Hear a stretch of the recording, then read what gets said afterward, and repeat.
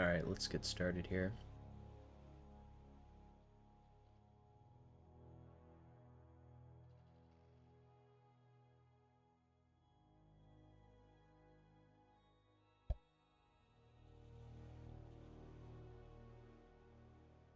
So basically, the way selection works is you have some kind of a mask. So it's basically drawing.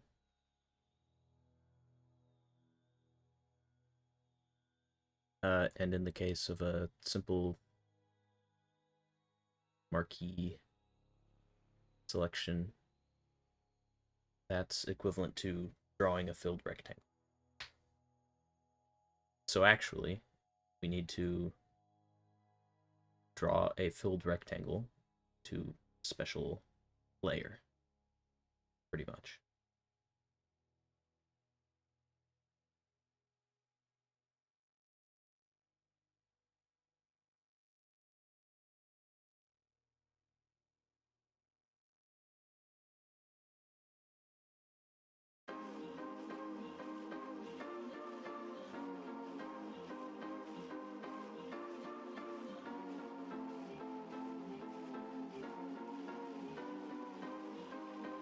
Welcome, Cosmic.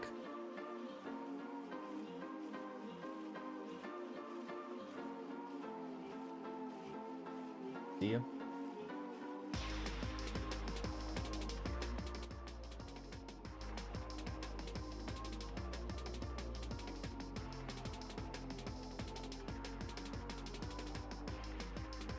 Alright, so first things first, we go to our layer writer.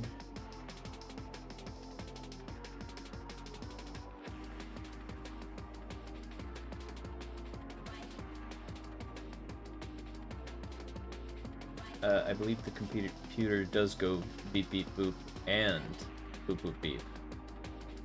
Just depends on the scenario.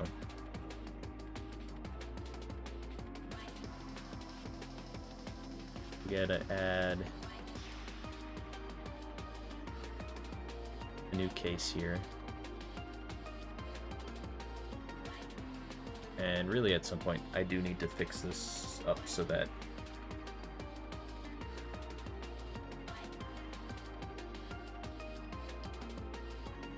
it is properly separated and not just all in one script.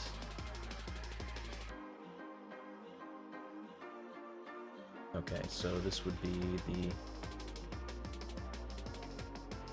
select. Ooh.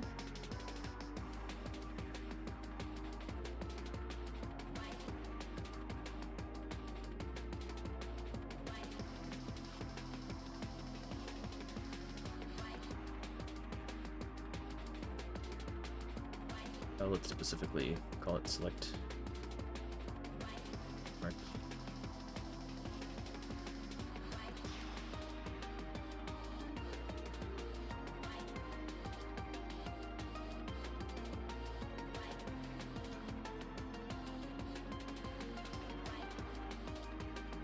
And then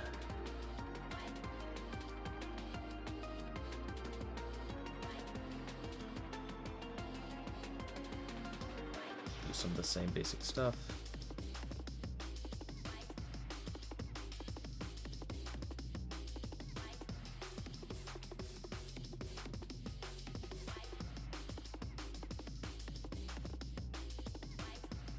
So we say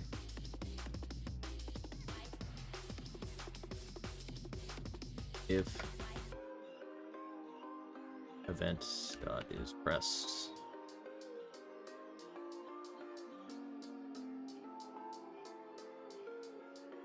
say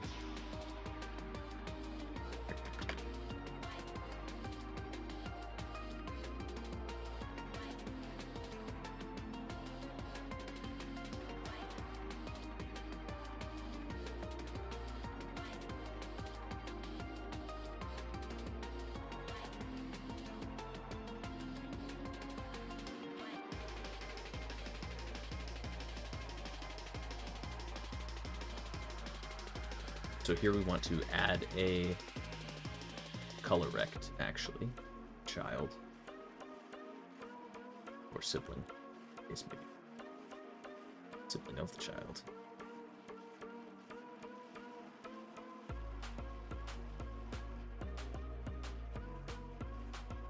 So we create our color rect.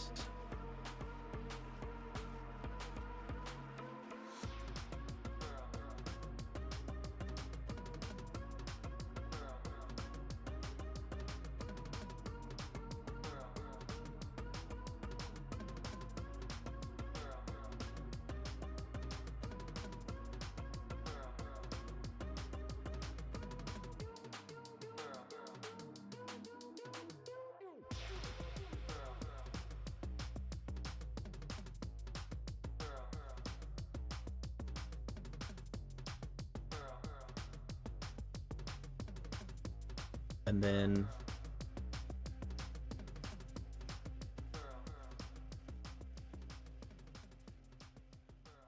we want to set the position.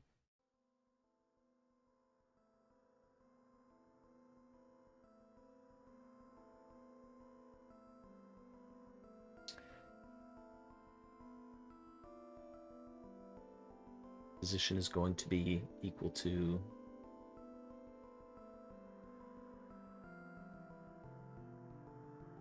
the mouse position when we first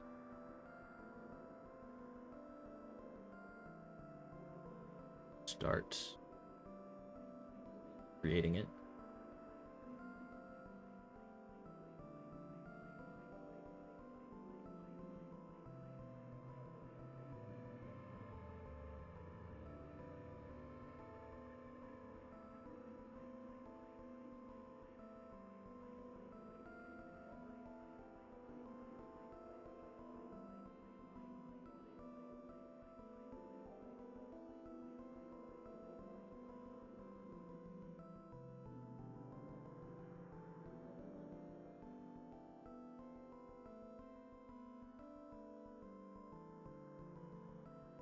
And we also want to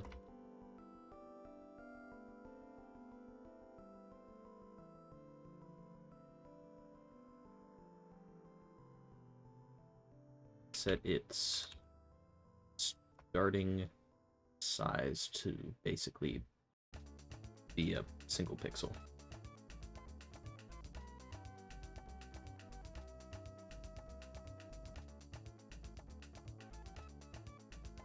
Which I believe it's okay to set that to 0, but I'm not sure. But we'll find out. Might have to do a little bit of funny business there.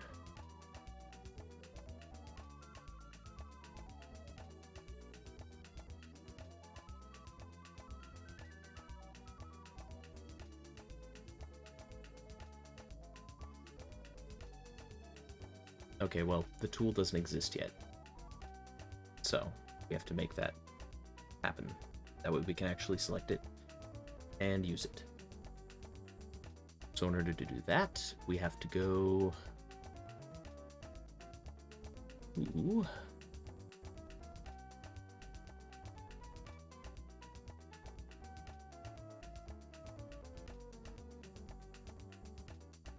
Where is it?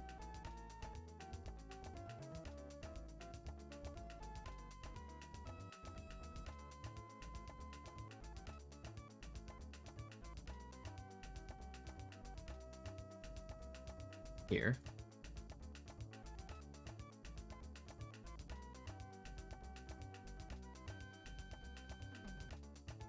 Eventually we're going to have different like categories of tools, so that's why you have the pop out button like that.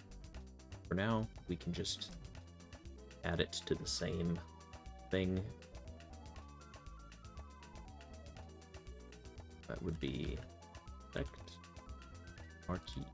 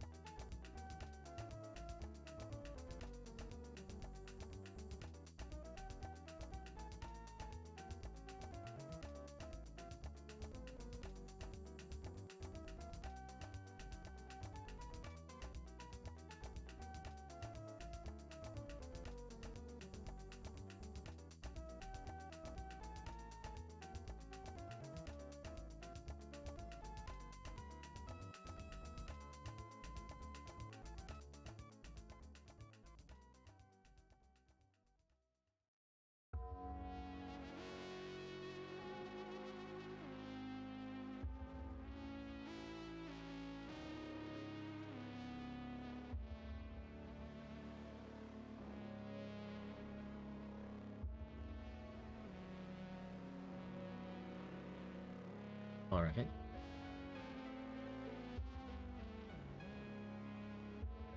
Now we can do that, which is something.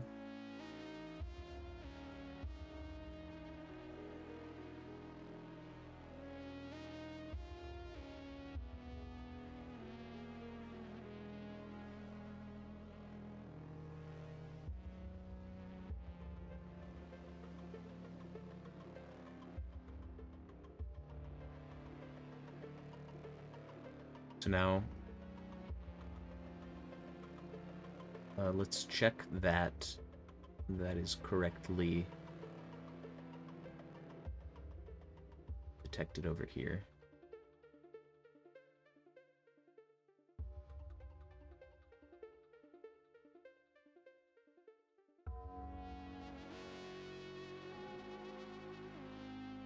So we forgot to add in this clause here.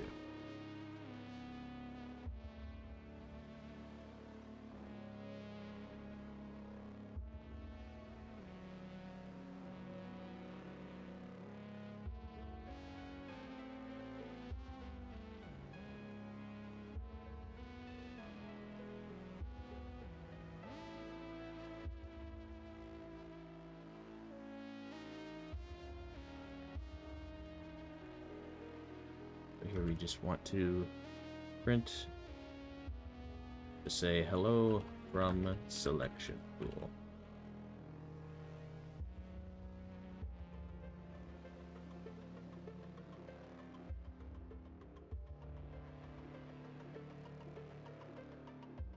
All right.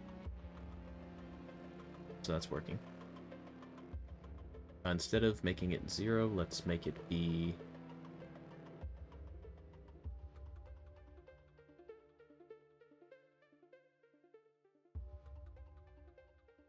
5.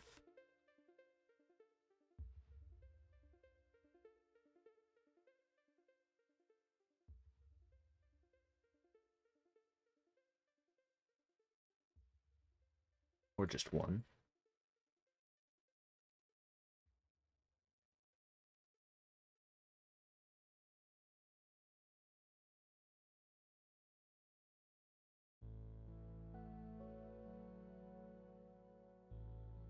Okay.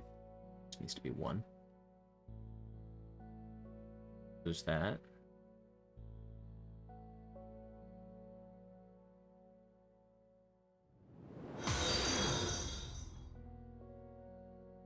Hey, thanks for the follow, Goffe.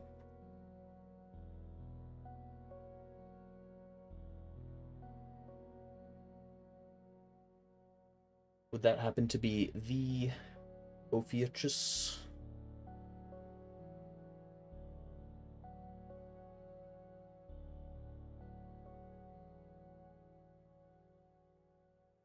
Hey, welcome to the stream.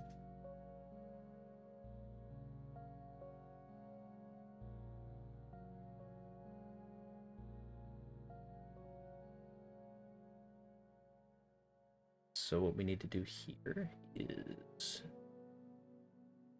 change that size, the rectangle,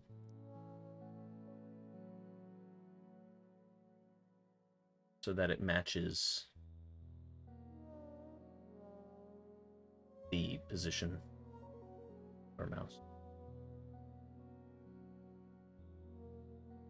Let's ignore what's happening while we're doing it and just set it at the end here.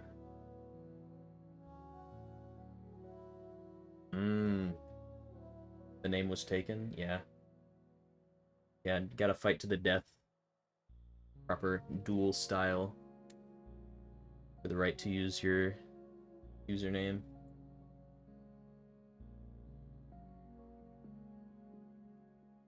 Alright, cool. See you around.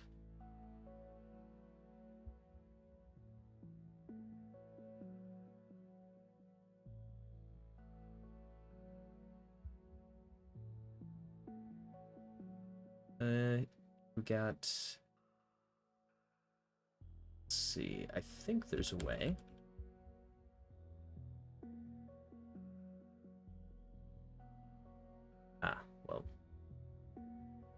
that's an issue. So this needs to be cleared out here. Part of why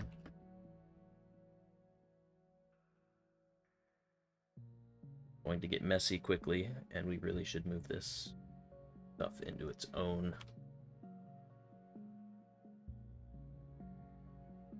node or class or what have you.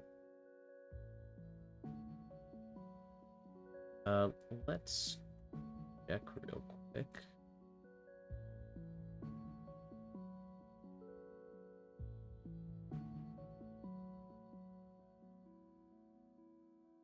I believe it shouldn't be on a node, it should be on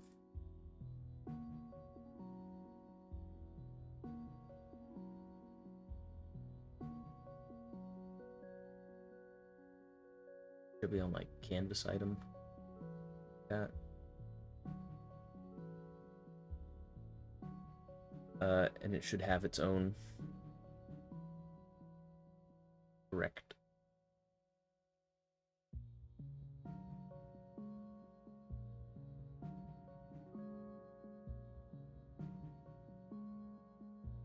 Let me see. If I just do it. Get wrecked, and then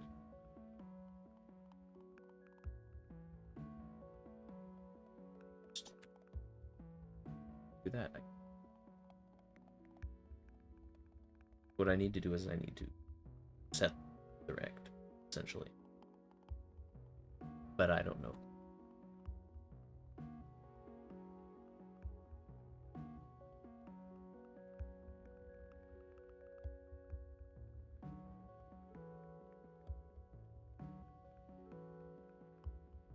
Here. Okay, so this is what I'm looking for, I believe. Set end. Should set the end point of the rectangle, which is just a fancy way of setting the size.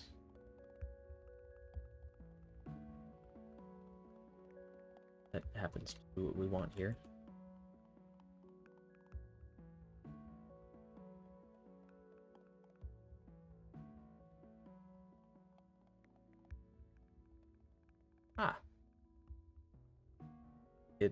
It does work. It does not work in every scenario, but that's okay. You can fix that. It only works if you start at the top left and draw down to the right. So to fix that, we need to make different cases depending on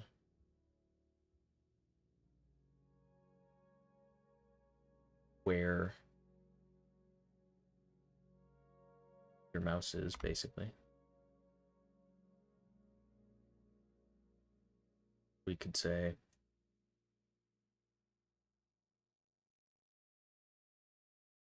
we could instead basically specify the extents of the rect.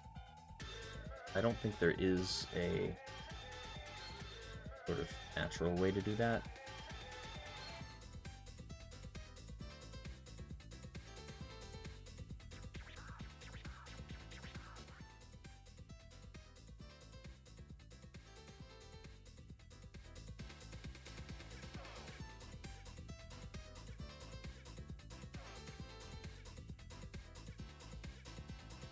I think what we have to do is we have to say something like this. We set the left to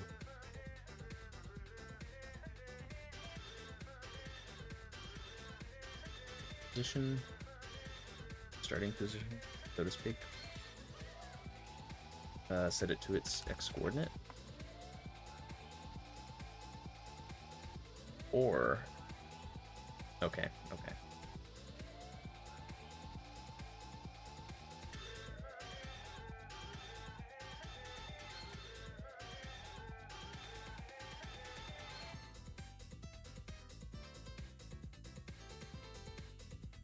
need separate variables for this.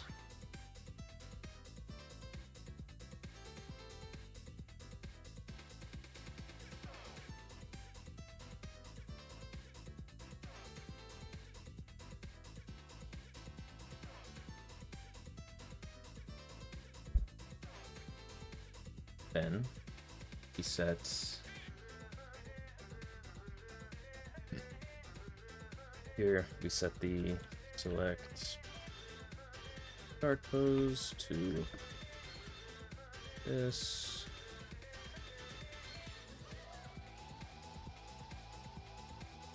And then here we set the end pose.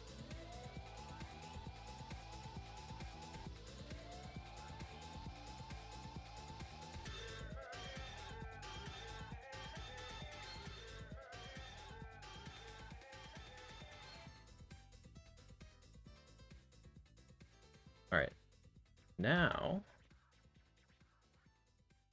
take those. We say the left position, or left extent, if you will, is the lesser of the two x coordinates. That would be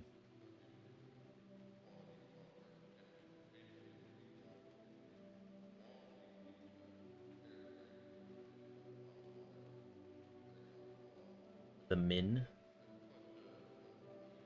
of the start pose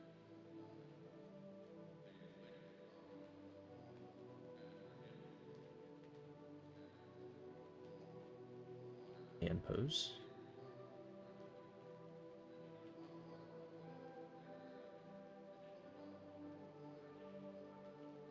In fact, I'm not sure exactly how it works, but it might be possible to do min on the vectors directly. So that would give top left, bottom right, without having to do it separately, because it would be just a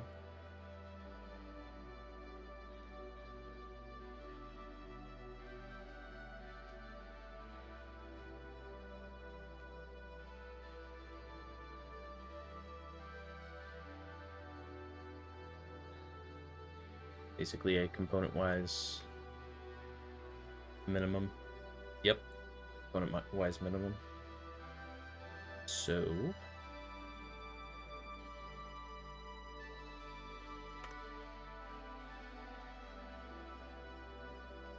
we can do that.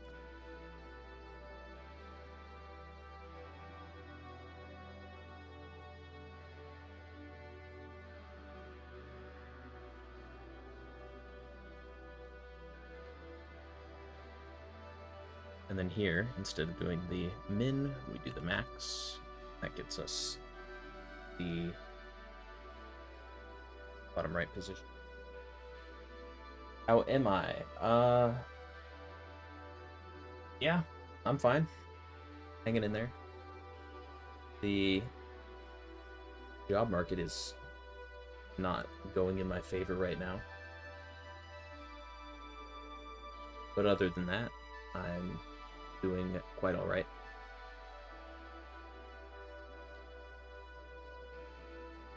So here we want to set the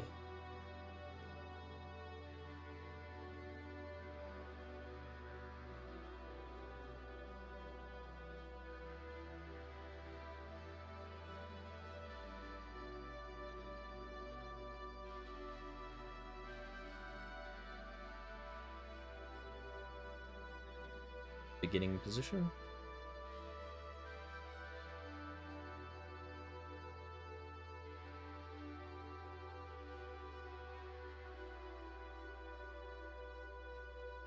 The end position.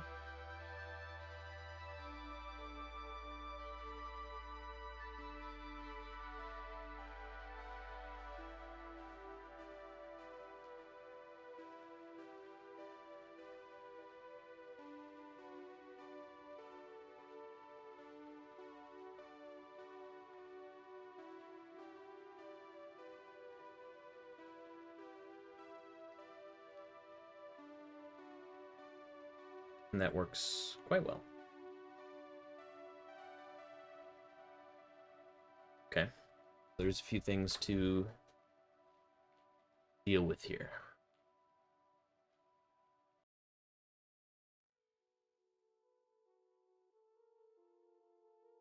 First thing that we want to do is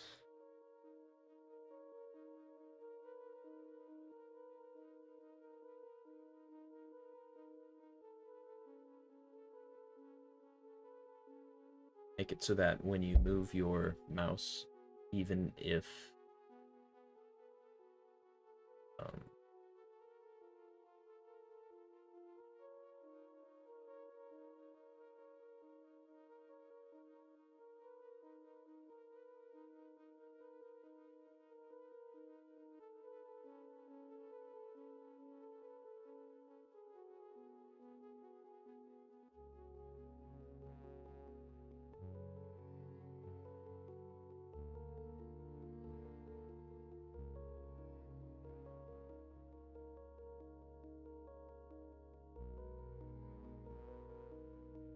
while you're dragging, it should make the rectangle be the correct size.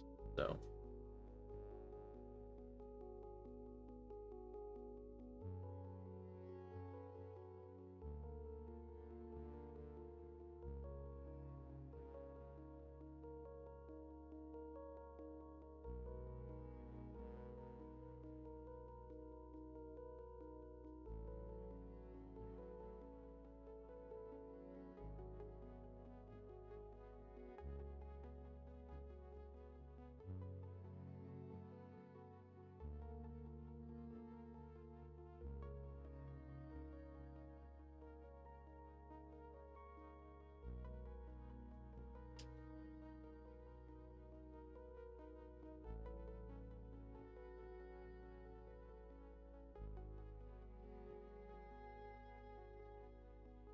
because of the way that this is, we want to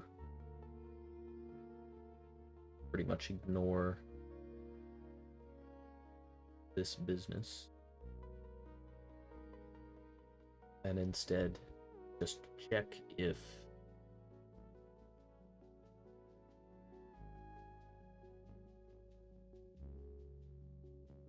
we are using marquee tool here.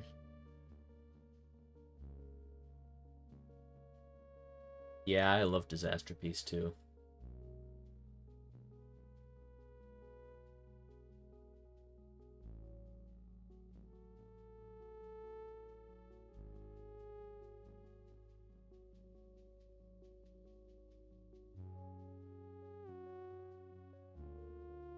Yeah. It's rough, but you know, we deal.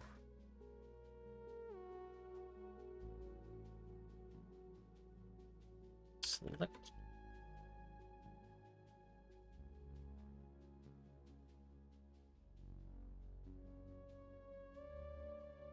Exactly. It is what it is.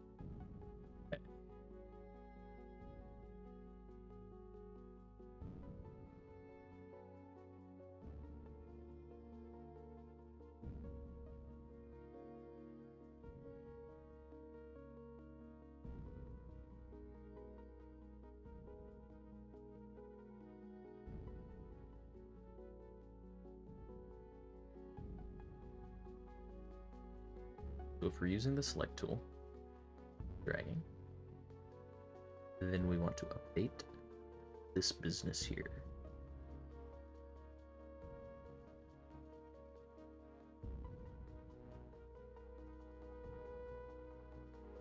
We pretty much just copy that into here.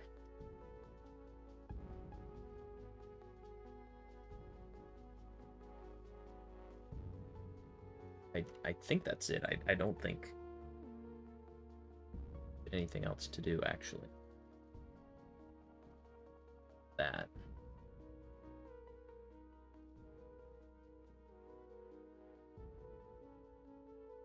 But apparently there is, because it's not doing what I expect it to. Oh, I called it select tool.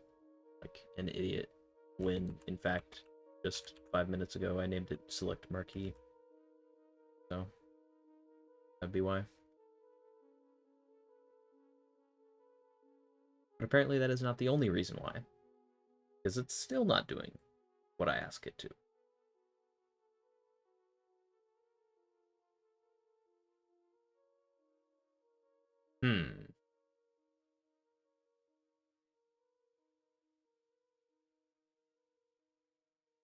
We could set this to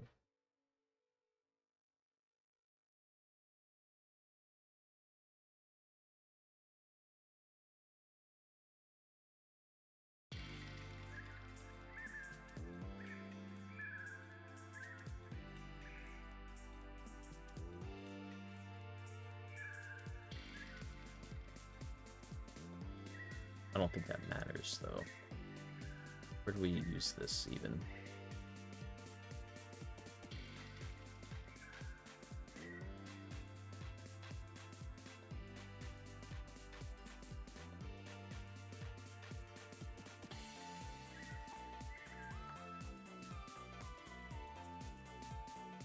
We literally never set this. What? Oh, there we do.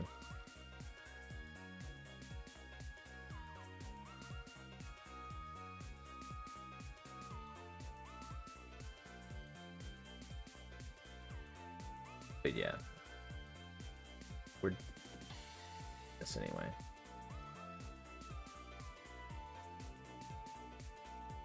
But it's fine. Believe it.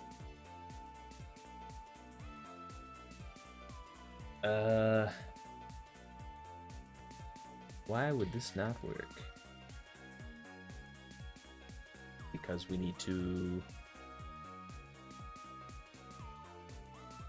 do a redraw?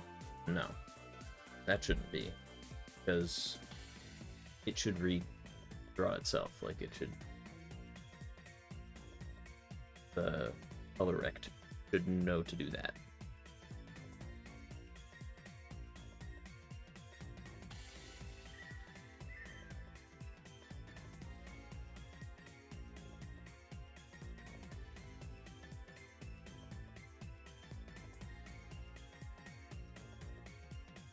What if we just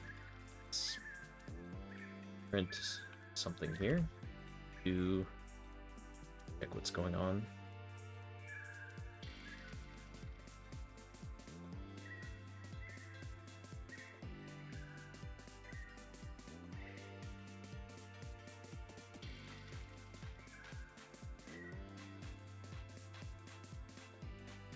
Okay, that's not being reached. Oh, I know why that's not being reached, because we have not updated it properly to use the dragging variable.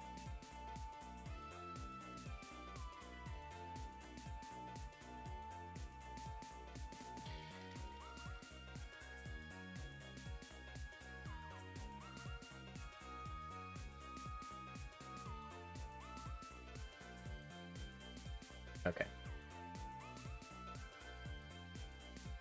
Now we're cooking.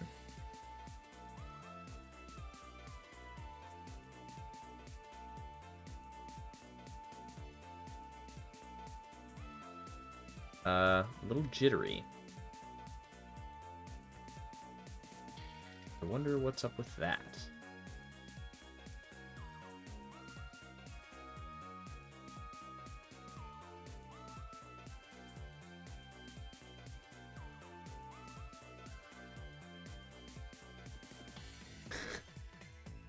Yeah, classic floating point, right?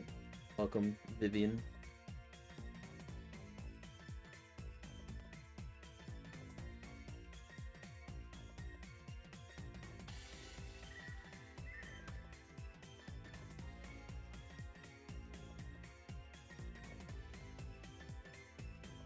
Okay.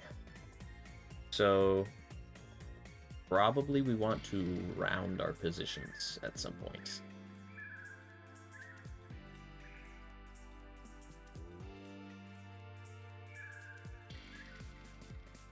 That's my guess here. But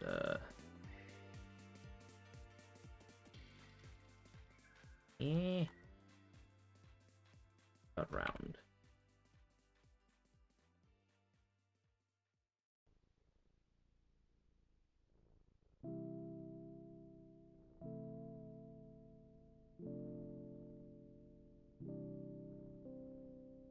Yeah, that'll do.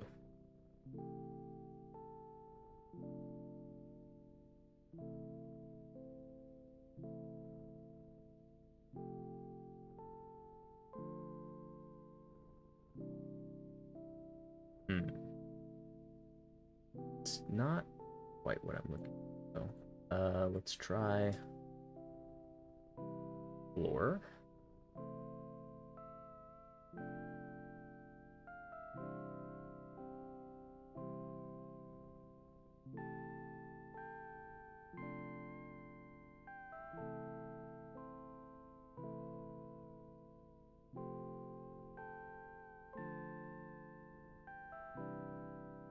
That's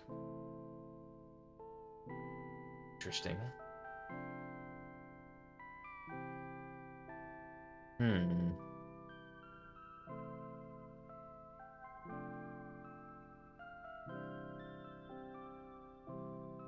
Okay.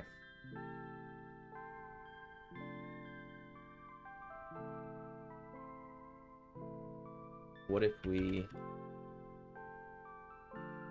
do one of them floor and the other one seal?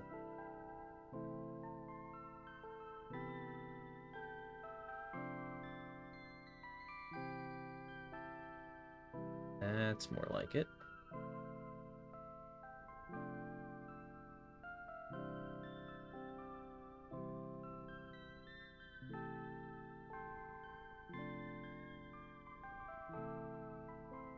That's not, but I know why.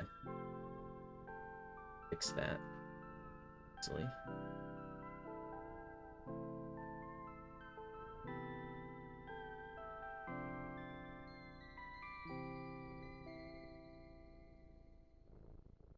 Yeah, good luck with the job, Rexus.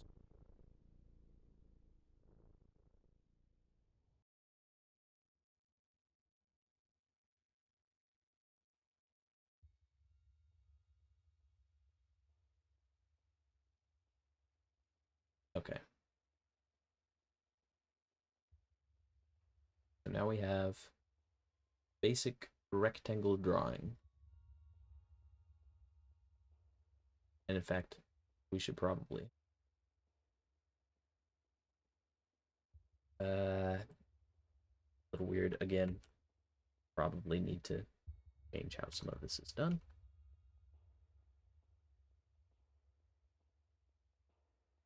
But we're going to say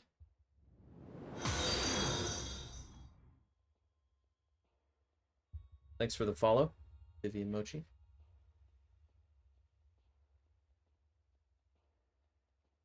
And we're gonna make this as a separate rectangle tool. And then keep working on the marquee tool.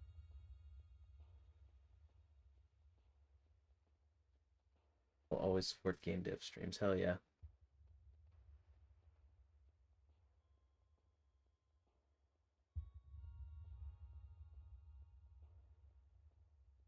Okay.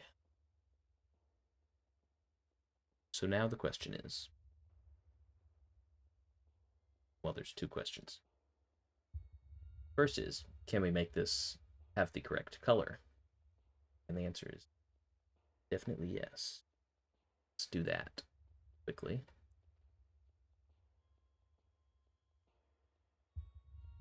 Oh yeah, so here we make the color rect.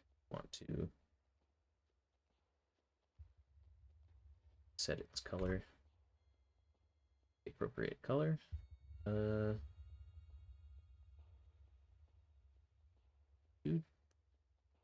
fact, do things a little bit strangely. So I've got to figure out how to grab that color again. I believe it is in current tabs, one of those. Yep, we need to grab the active brush color. We'll set color to that.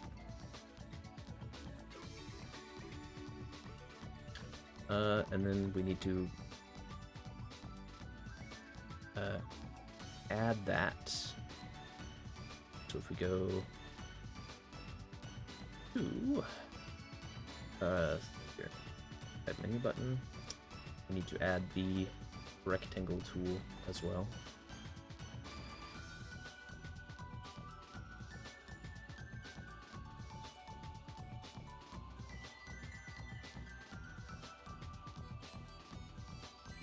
And then we want to get a good icon for that.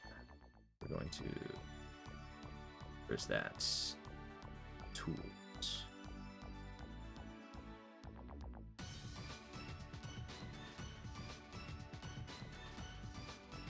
Going to get the, I don't know, rectangle tool. Is that an option?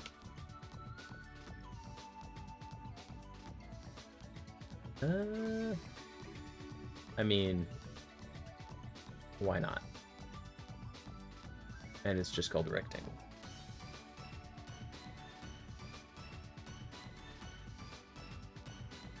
Yeah, we got the filled rectangle, and that is right here.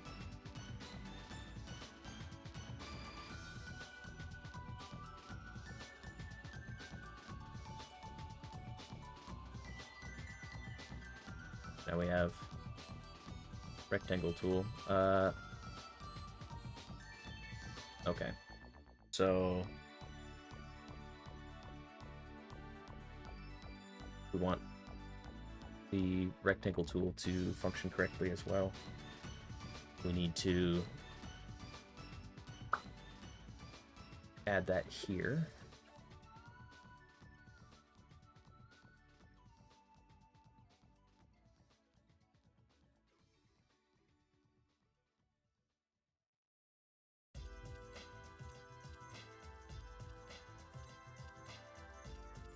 Rectangle.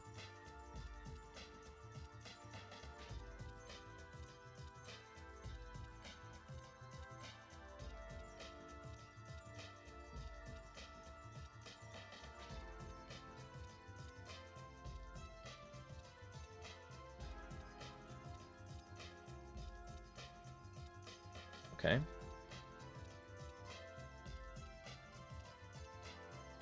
So now, be able to draw a rectangle in like that. Very good. And we can use any color we want. So, interesting. Oh, because these are... That's interesting. These are canvas items, so they are stealing my cursor basically. So that's an issue. But as long as I don't click on an existing one, I can draw with rectangles. But that is not a good limitation to have. So to fix that, we either need to use something besides a color rect, or we need to tell the color rect not to steal the mouse from me.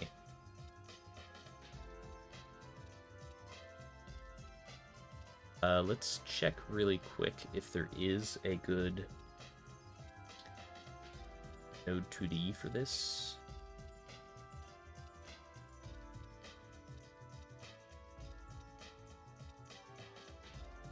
Might need that in a moment. Not right now, though. We could use a polygon 2D. That feels not quite right.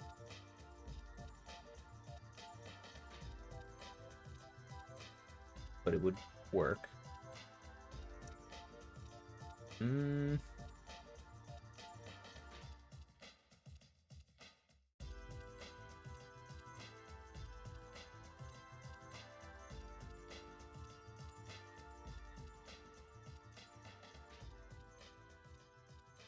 Let's just go ahead and tell the color rect not to steal our focus. So to do that,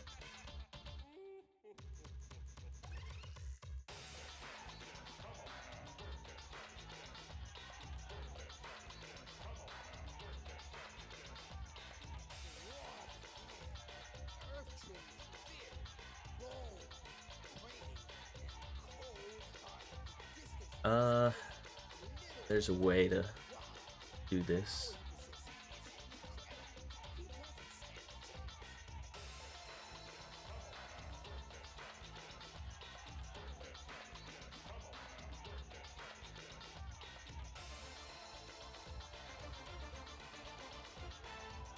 We go to the documentation for that.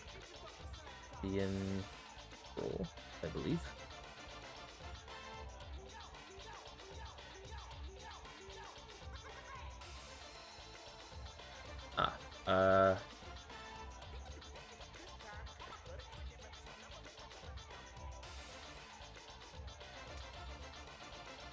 Right.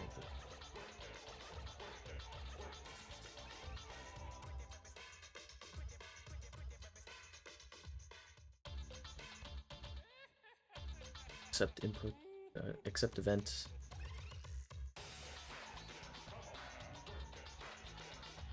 Mouse filter, ignore.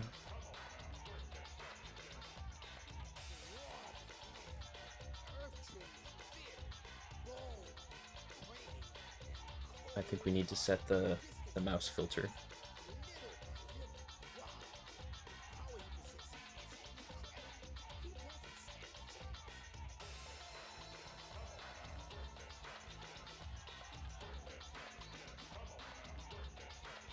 Yeah.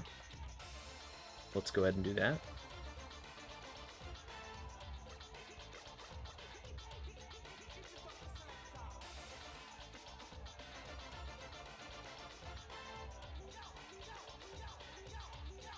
I believe ignore is fine. I'm not sure if it's technically should be like ignore or pass or whatever, but ignore should probably work.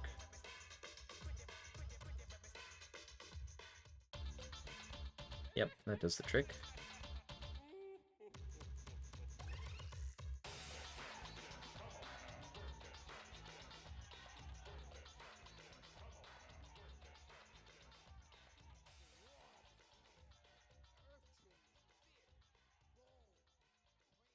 Okay. Now, we want to basically put all this into a special selection layer, so to speak.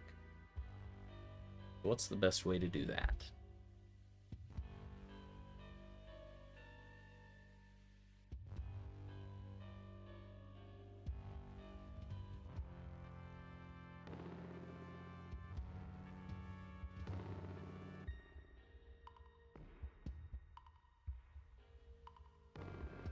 let's first investigate a bit.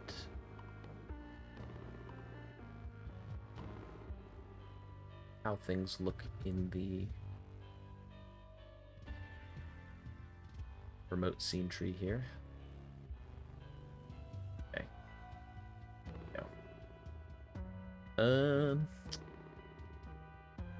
So we've got the brush tip,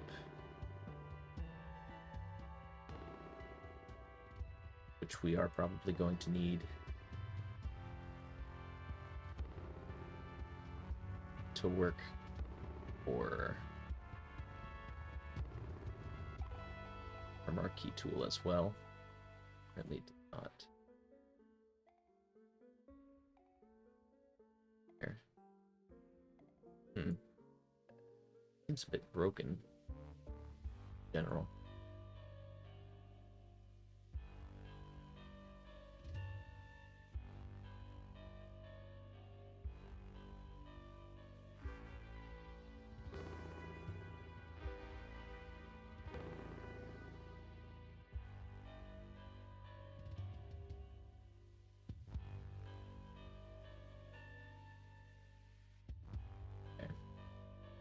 This is also going to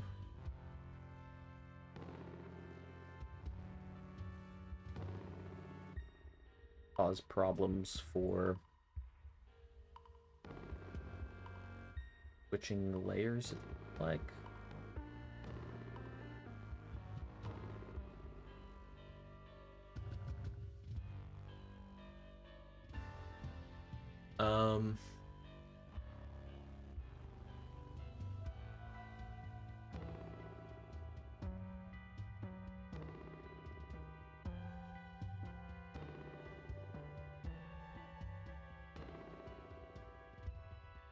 Hold on, let's try that again, and what happens.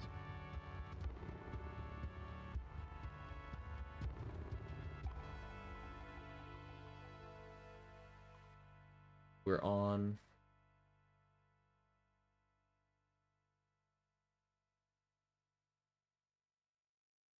layer 2 is layer 1 and layer 1 is layer 2. Does that definitely make sense? And then when we're here on layer 2, what happened? We draw, we're done drawing, that goes into that sprite. Okay, good. Now, first of all, what the heck happened to our brush tip? Why does it seemingly not exist? Don't know what's up with that.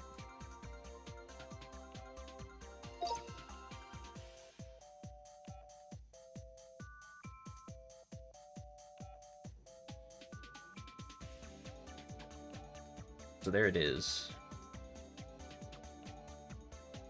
And it's kind of hanging around, but it's not following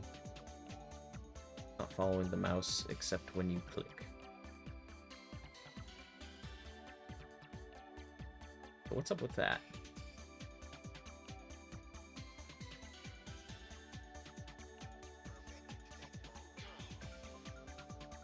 Let's go ahead and check that.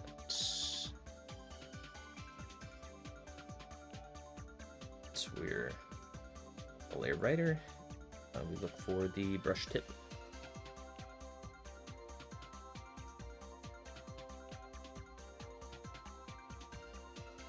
So if we're in the brush tool, we do set its position here.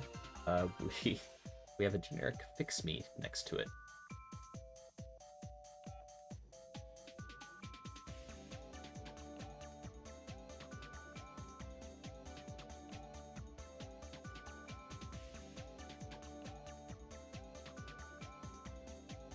All right, see you around, Cosmic.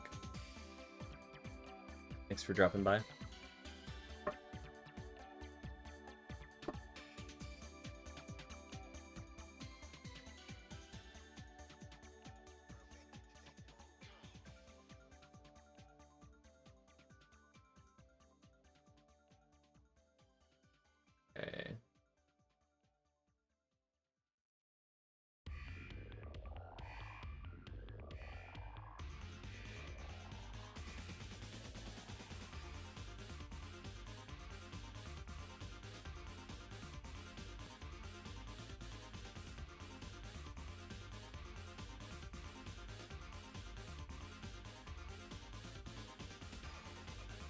So the question is,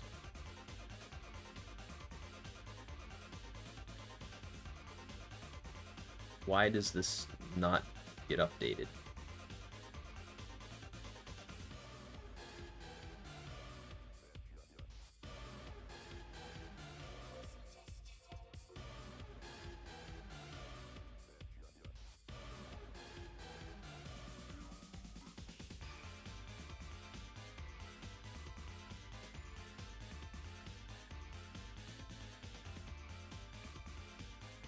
Like now, it's fine.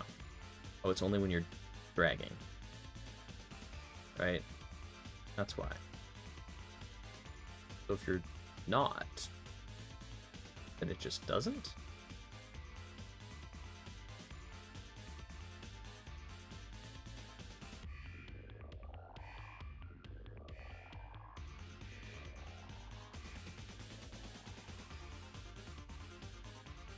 Yeah. Seems that that is what I have done.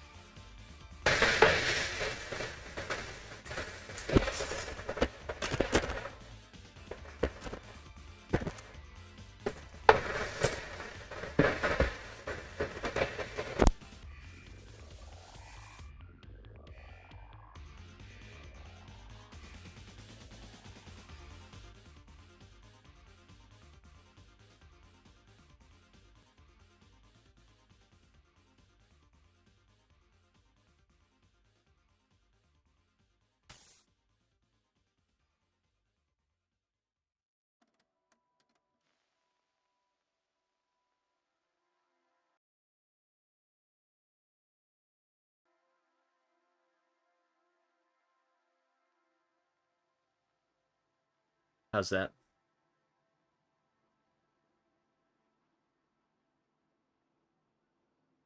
Are we back to normal? Okay, good. Yeah, that happened the other day on stream. I don't know what's up with my mic, but it seems to just do that now.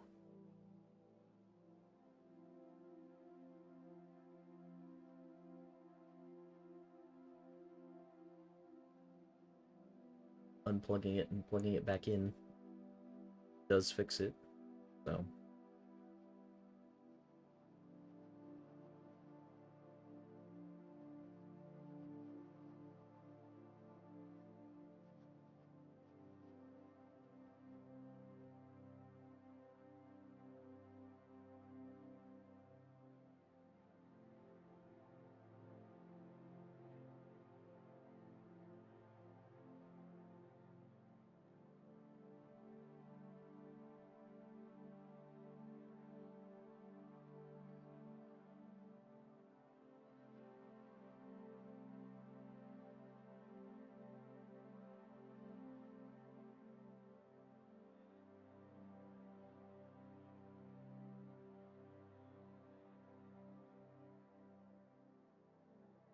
okay, got that.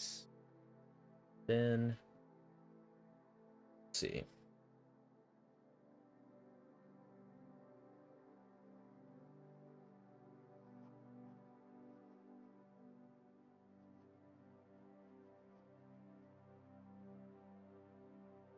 Then what we want to do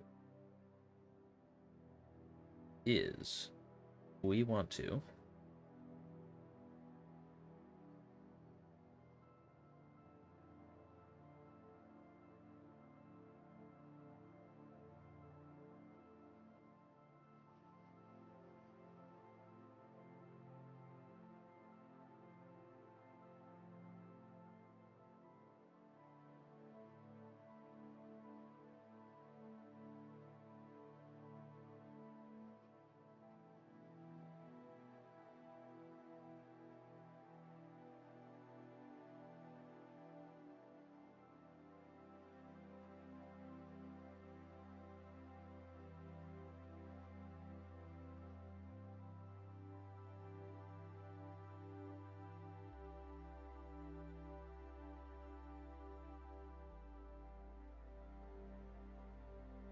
We want to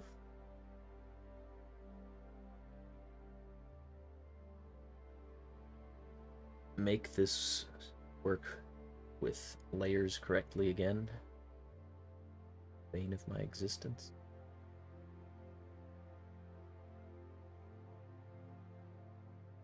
That we go here.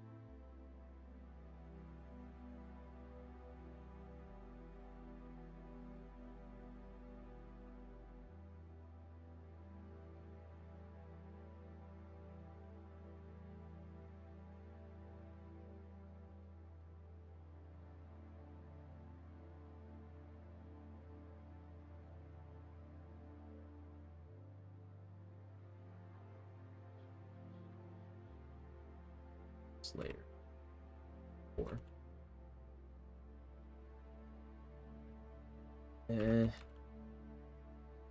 All right. There's that, and then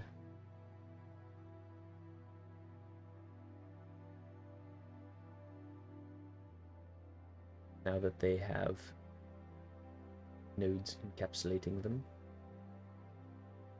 I want to go in here and instead of, where is it?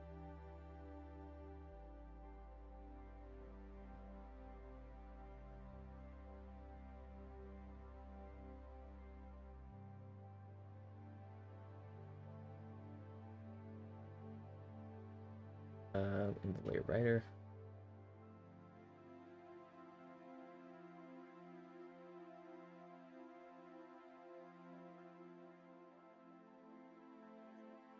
What we want to do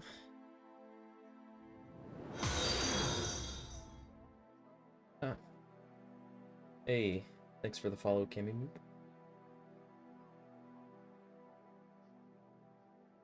How you doing? Welcome to the stream.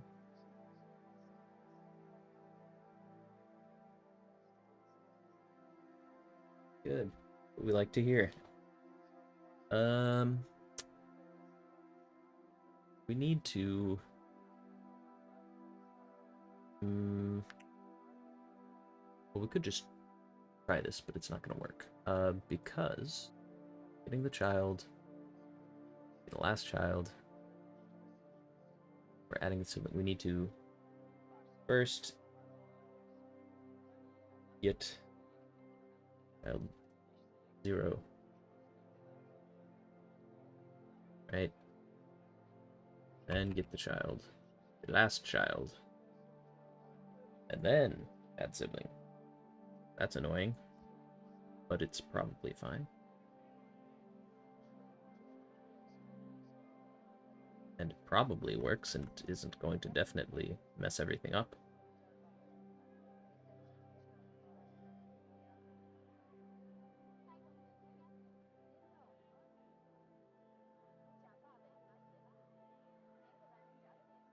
Ah, yep. Classic.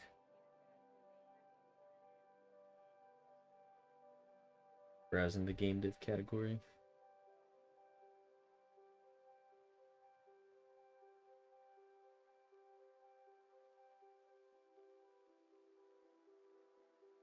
Yeah, I started earlier this year. Full streams.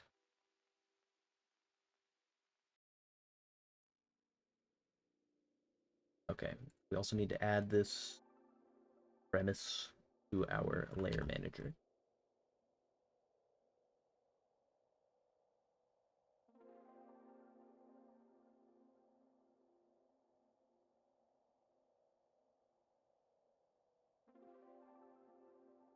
Except I don't think we do. It should just work, right?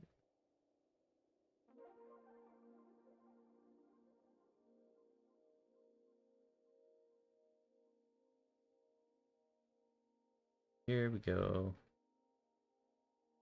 See, we've got our layer, brush tip, okay. Add that in there. Go. Oop.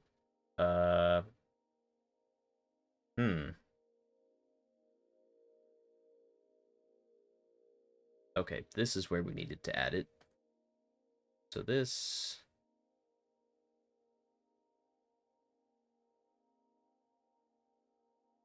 That is all going to need a little bit of additional working at some point. But that's just how it is. Yeah, that's going to go behind that because the way that it is.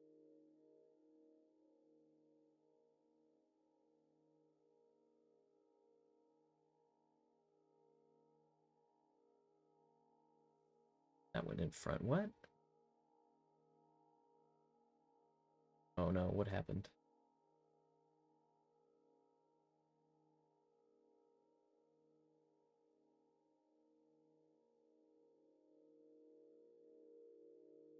What?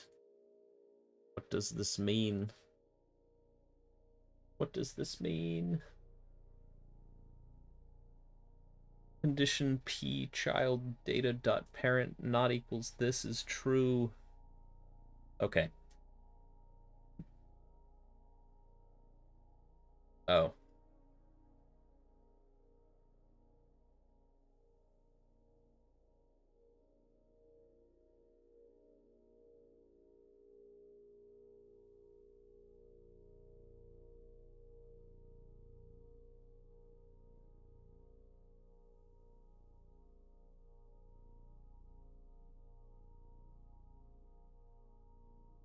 You know there's only going to be one child, blah blah blah, with a specific name. Can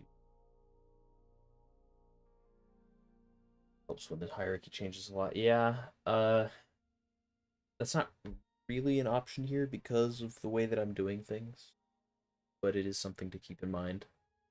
There are times when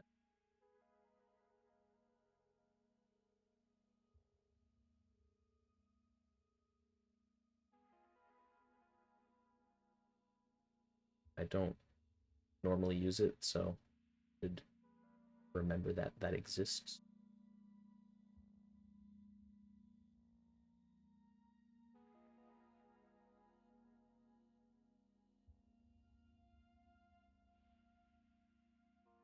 I mean, that's about what I expected to happen here, because we're not smushing the rectangles down like we kinda should be. To be honest, that's a minor issue later. Or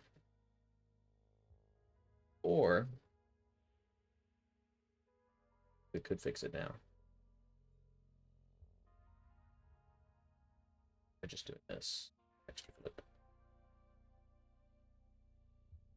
and then removing. Yeah, maybe we could just do that. Probably fine.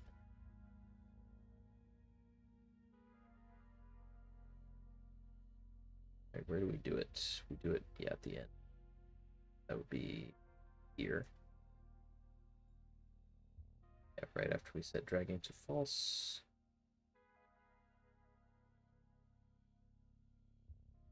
Did it not get their stuff?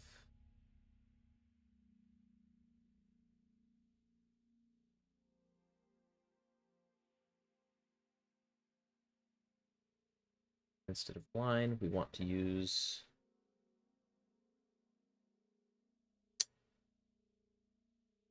select. This is going to be bad because it's using select direct, but it's also probably fine.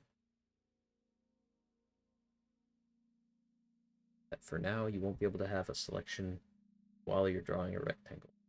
That's fine, right? Nobody cares about that, surely.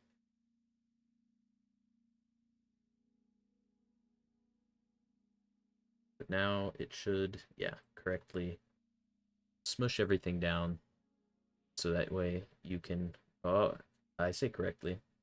It's not quite correctly. Yeah, right? Who would ever do that? Surely, surely no one would think to do that. This is not quite working yet, though. Hmm, I see, yes. Hmm,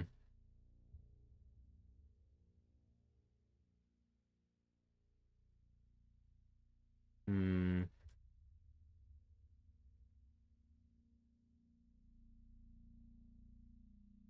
Okay.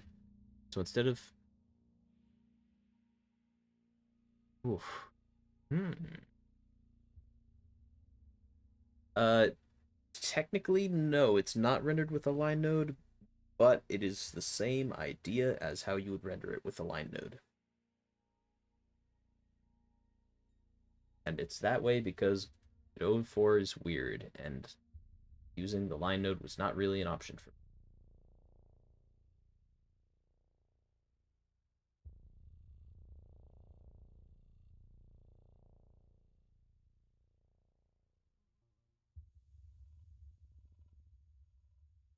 Yeah, I mean, it's always a little bit weird, but in particular, the problem that I was having is on NVIDIA. It runs like, runs is the wrong word. It draws funny when you're using Vulkan. Uh, the lines have like little artifacts. It's a very specific bug, but that's the main one that I was getting around by not using the line node.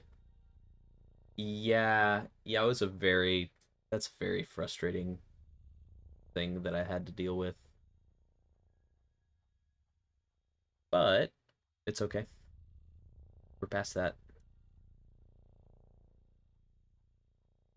And the benefit of doing it the way that I'm doing it now is that you kind of get brushes for free. Not for free because it's still costly, but you know, you get what I mean. Because what we're actually doing is drawing a bunch of not sprites, but a bunch of like multi-mesh instances. So each of these, like, and it's already at this point it's already smushed down. But when we're drawing, each of these pixels individually is a mesh instance. So you can imagine on that mesh instance, you can put whatever you want. Yes, pseudo sprites, one way to put it. I do sometimes explain it as drawing a bunch of little sprites.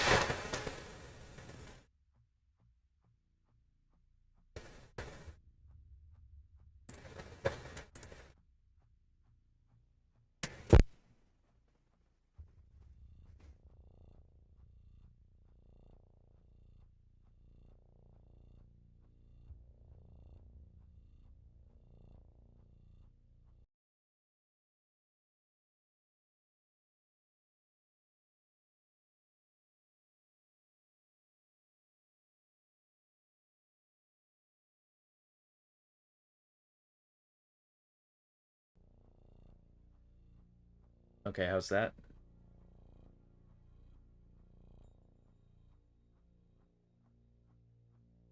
Okay. I I'm plugging it directly into my laptop instead of into my Switch, so switchboard thingy. So we'll see if that helps.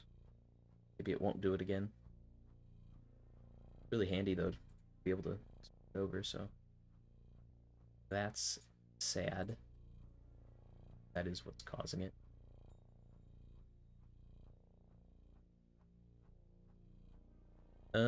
Okay.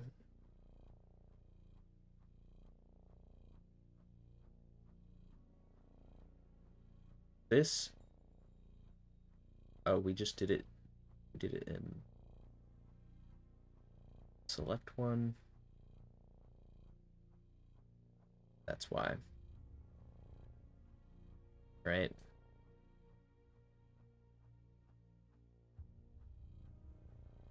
No. We did it here, right? Oh. Yeah, I was being very silly. Texture flip and then remove. Okay.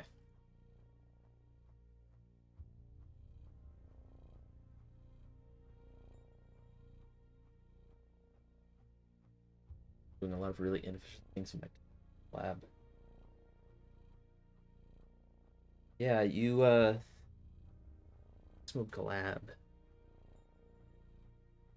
That was that like website thing, right? Where you could have a bunch of people do text mode together. Right? Pretty interesting.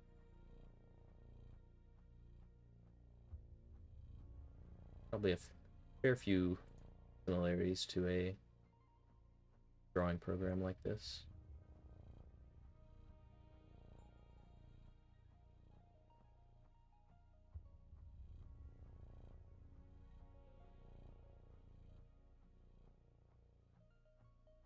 First version in one day.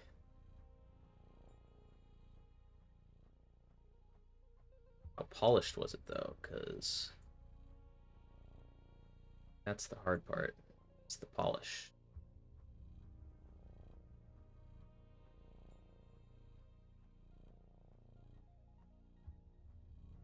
Did we have any mods here? Ban that guy.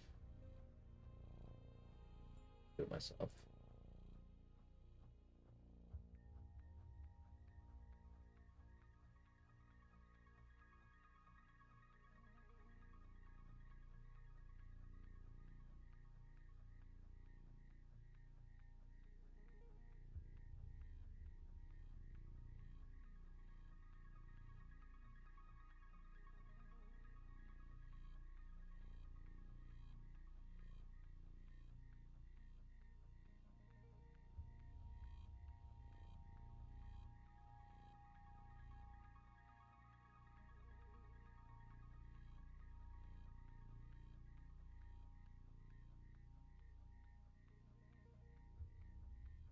Yeah.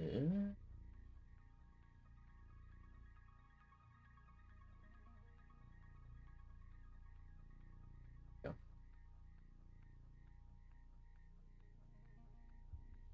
All right.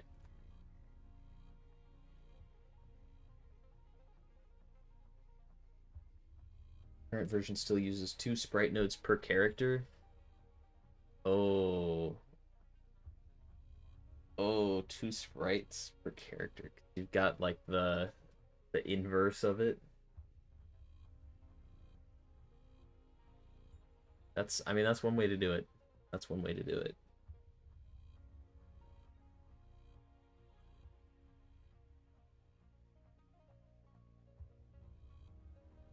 But batched.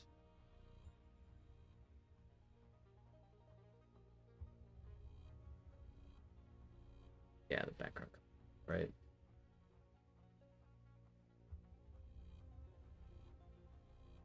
Interesting. You know, one way you could do that would be to have it's kind of crazy actually. You could have the entire uh like canvas have one big sprite that's like scaled up to where each pixel is a tile and have that be the background. Eh?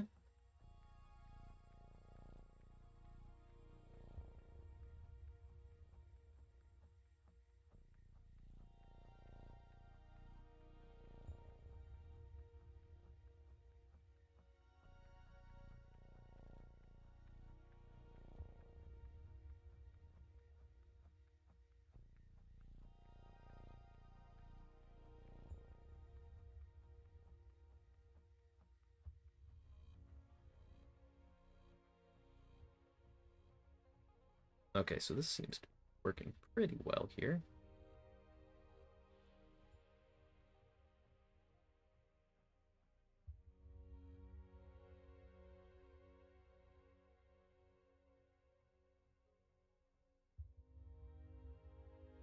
Just need to make selection make sense.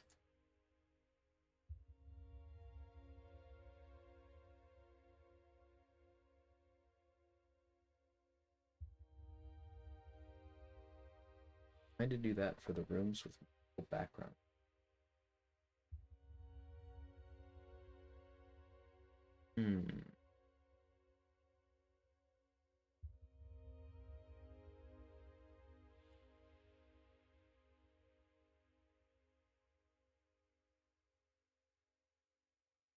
Interesting. I don't see why you would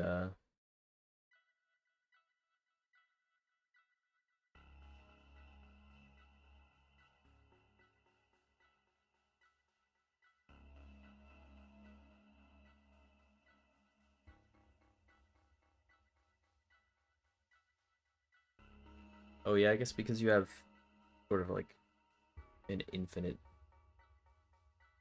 canvas or whatever. It's probably a bit annoying to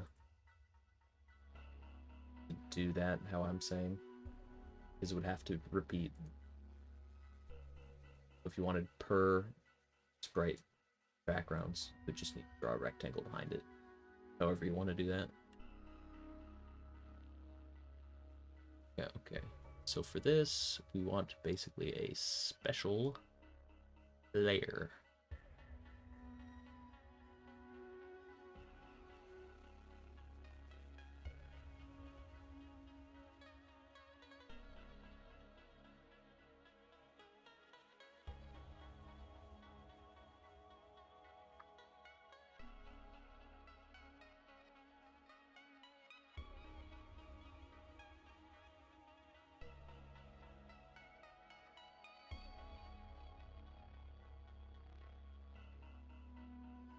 Require a lot of texture.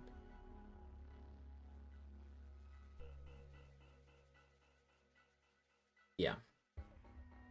Well, I don't know what the performance like differences are for texture painting versus having a bajillion sprites.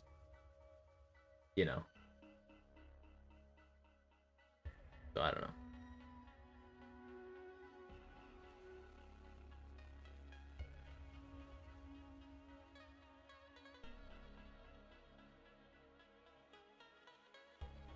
Oh yeah.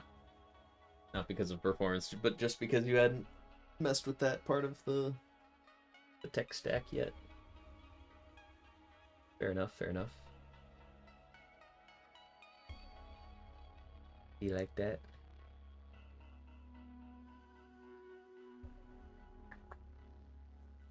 The special selection.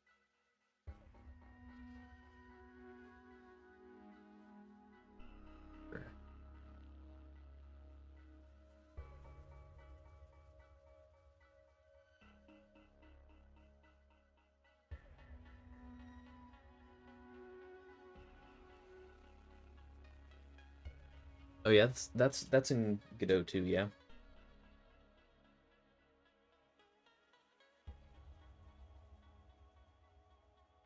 Yeah, Godot 3, yeah. I meant Godot as well.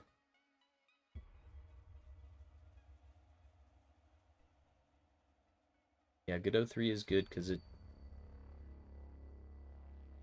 it's pretty fleshed out, and you don't have to worry about like Vulcan stuff getting in the way.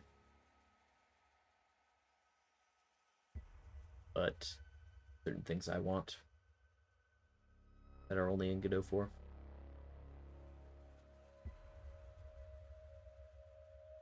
Yeah, I like the server capabilities of Godot are pretty cool.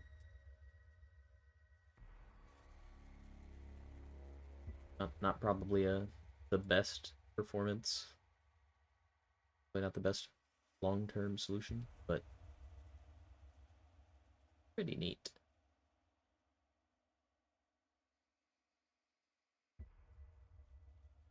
So, trying to decide whether I should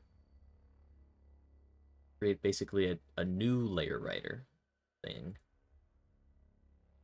have that be where the selection is drawn, or whether I should repurpose the existing layer writer.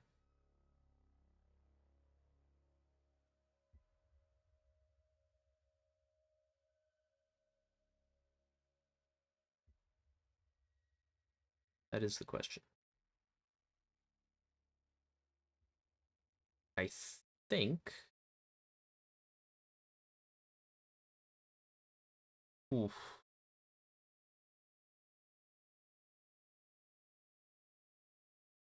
I think it's okay to reuse it. No, it's not the rendering order. We fixed that. The question is,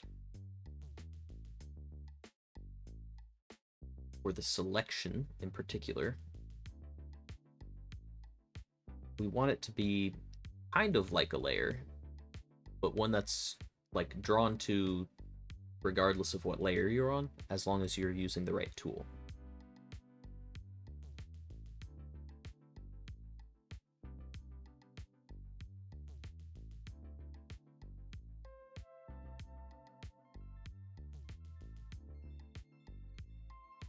So really, yeah, it's kind of like a floating layer. You could definitely say that.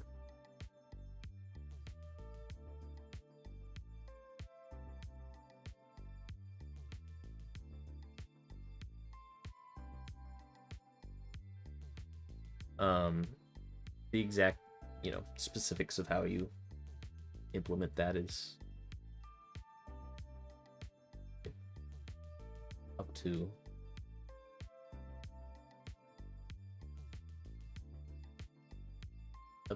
the implementor,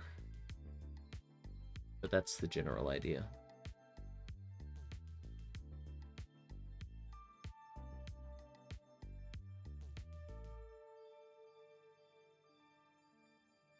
The one thing that is pretty much just how it works is that selection is just a mask.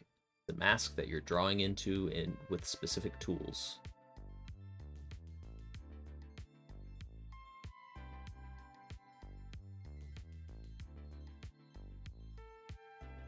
So it's just a texture, ultimately.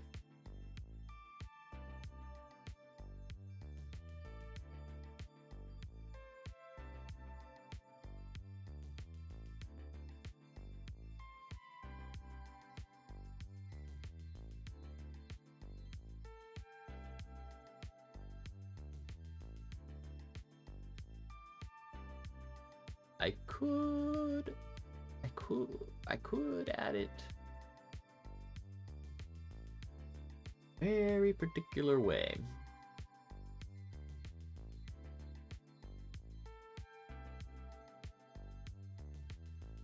And it might be the right way, given some of the other things that are going on here. It will make some things more difficult, other things easier, and that's just the way that it is.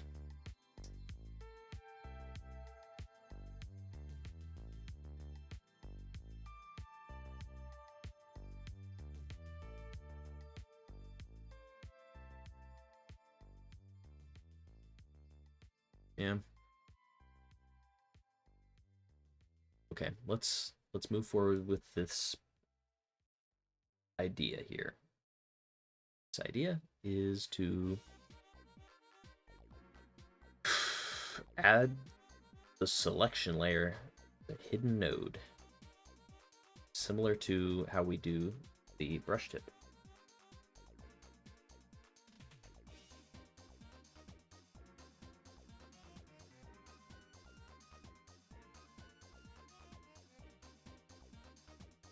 This is going to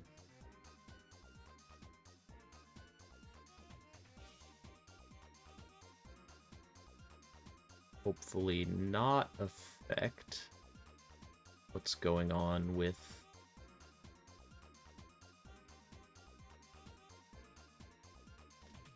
the layer manager.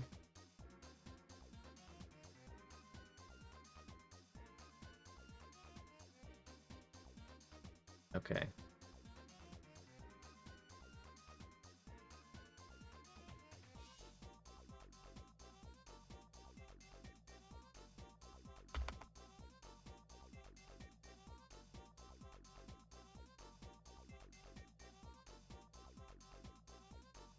The idea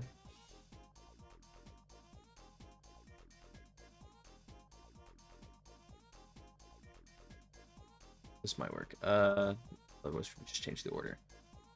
The idea here is going to be to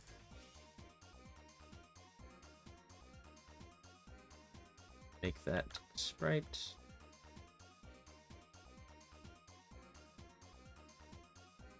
the selection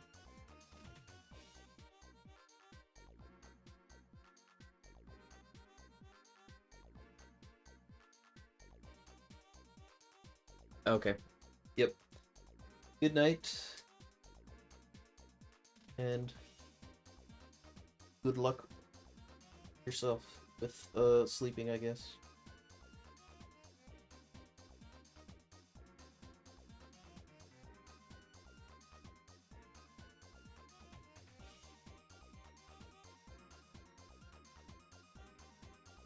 We're going to add the selection as a child.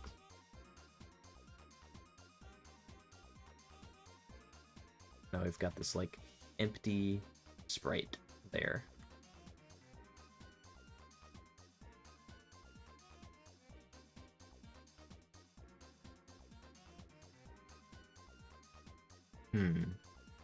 Oh, this isn't gonna work, is it?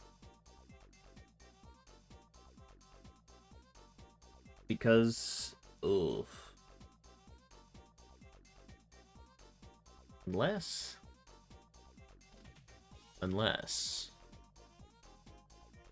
we use the canvas cull mask. Oh boy. It might be time to use the canvas cull mask to only render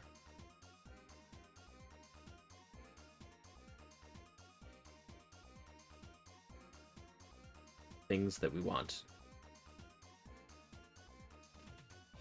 The things that we want. So if we did that, how are we going to get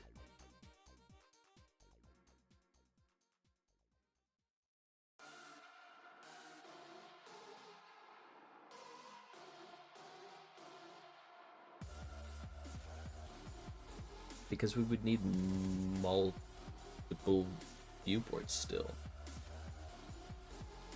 It's just the rendering layers, which this viewport renders.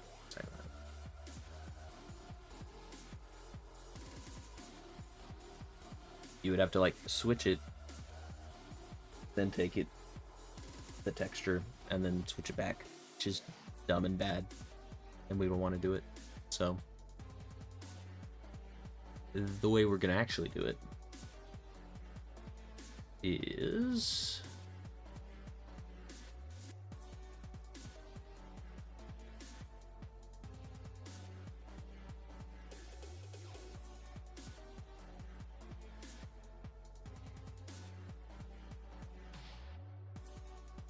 let's see.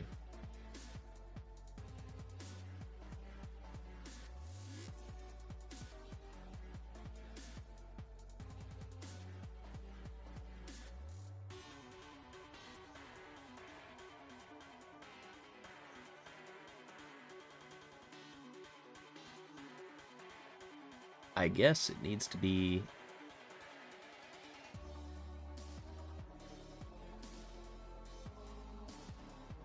in the canvas viewport.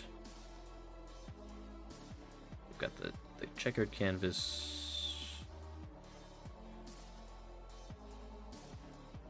viewport.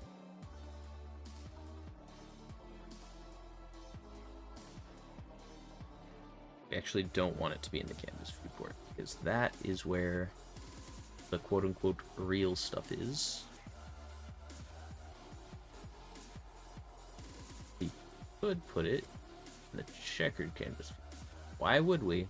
Well, we could just put it under the canvas. So for that purpose, we shall create a viewport container.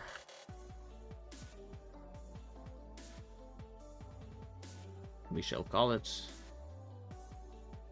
selection viewport container.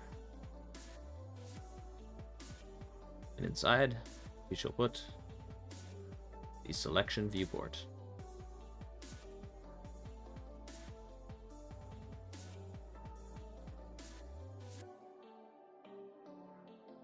Now, it is important that we set the stretch on.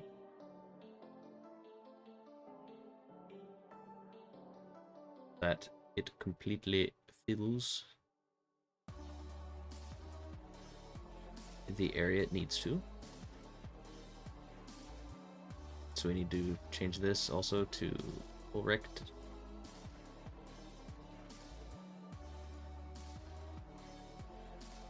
There we go. Okay.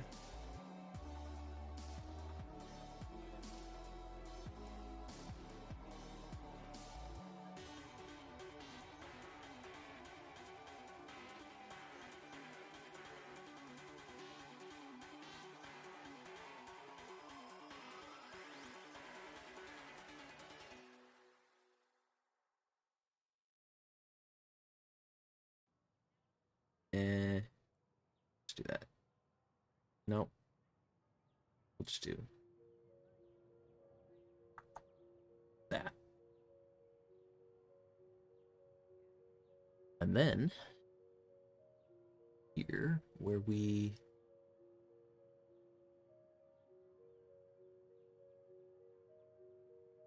do our select marquee, when we add a child, we add that child to, say it with me, the selection viewport.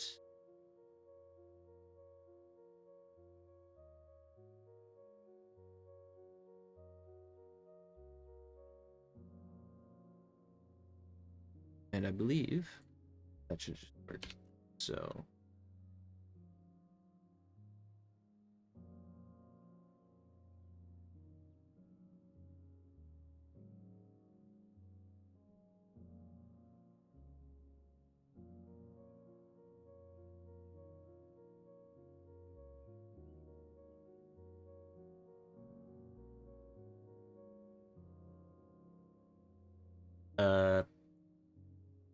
that's not working.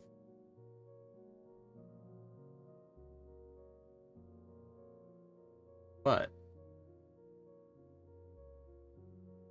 it kind of makes sense why it would not work.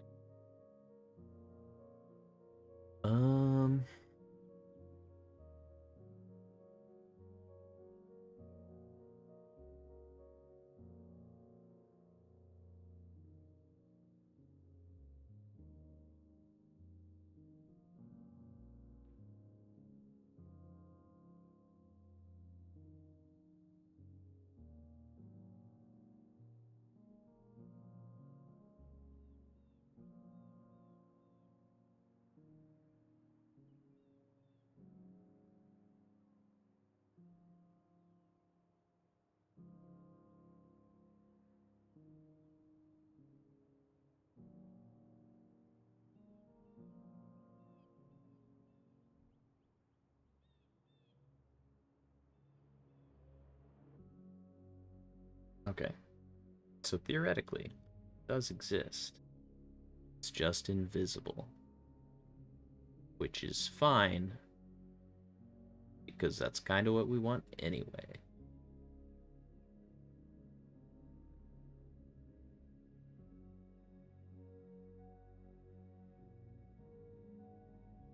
That, yeah, it's just the canvas renderers rendering over it. That's fine. This is fine, clearly, surely.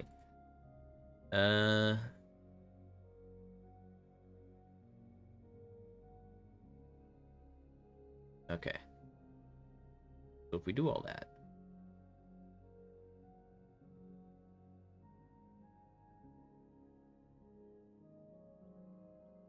then what?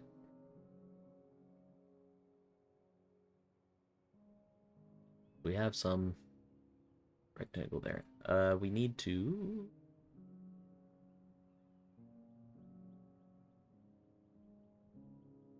Let's move it into the checkered viewport and see what happens.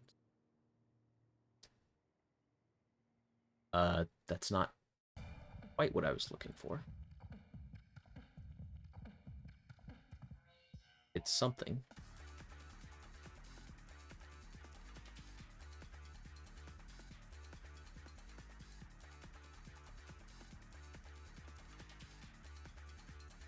That's on. We need transparent EV on.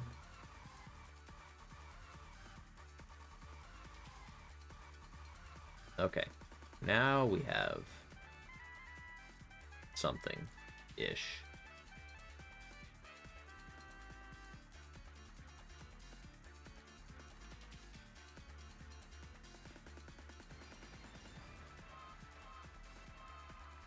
Oh, it like needs to be positioned correctly, I guess. That's weird.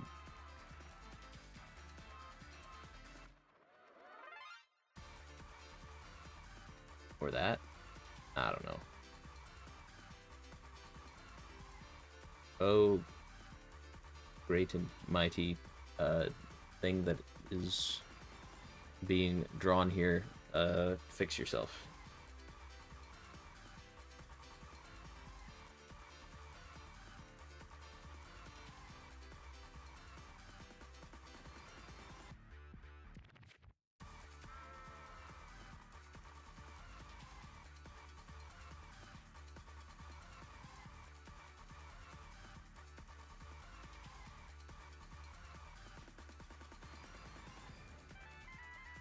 Wait. Okay. For some reason, you had to turn it off and on again. Classic.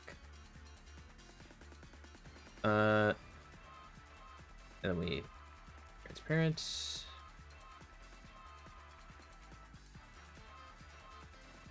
Okay. Now we can draw into the selection and it does stuff. Okay.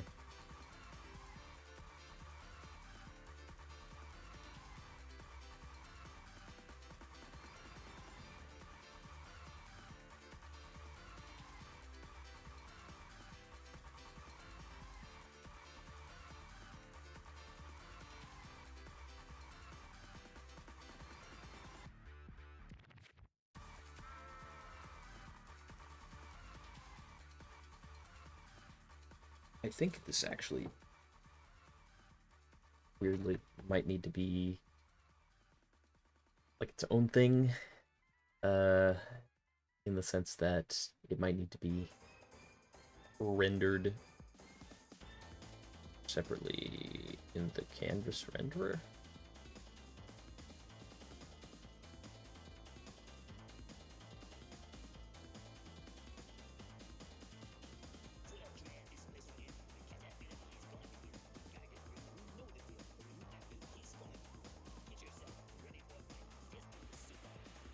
Yeah, because it's gonna have to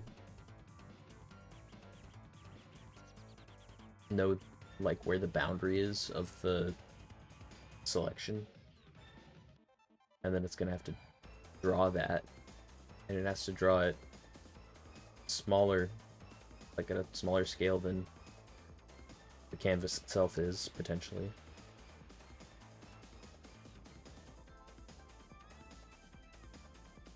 I believe the correct place to do that would be in the canvas renderer. At least that's what I'm going with for now.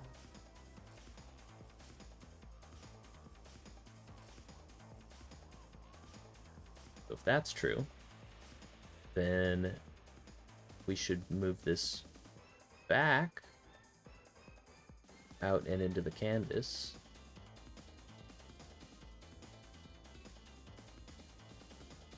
Where it will now be invisible again.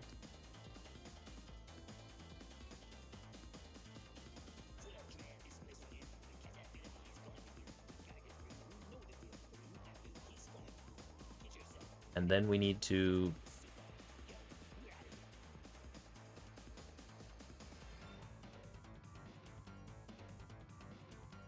use that from the canvas renderer.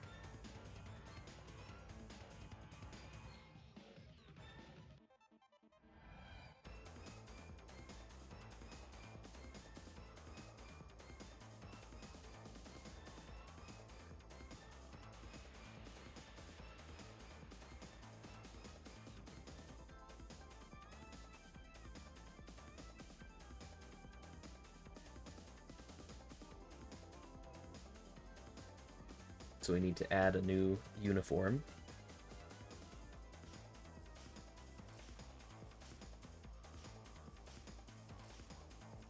And that uniform is going to be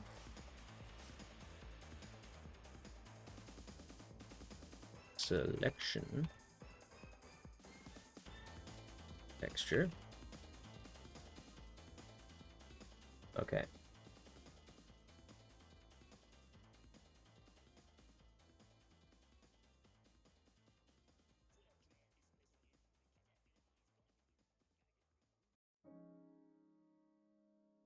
Alright, and after all that, presumably, we should be able to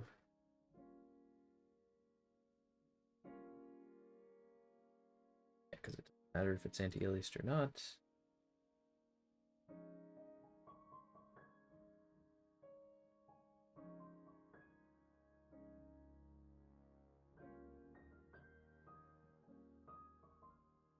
We need to grab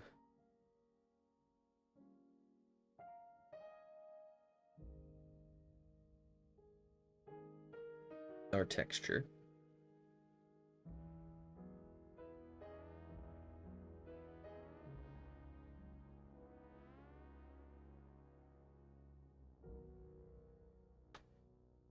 The way to do that is to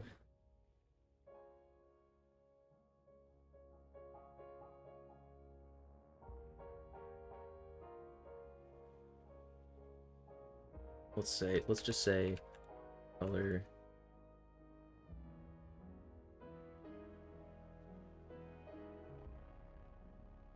let's do it if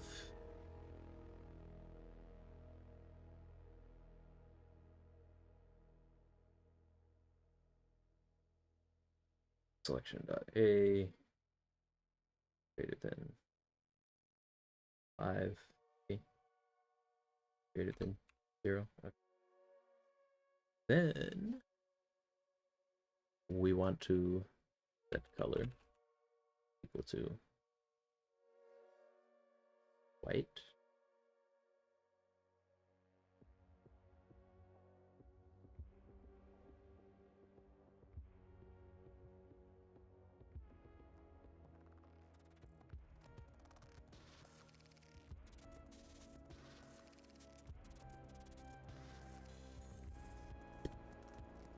Okay. So far, so good. We need to actually get that, though. So how do we get our texture?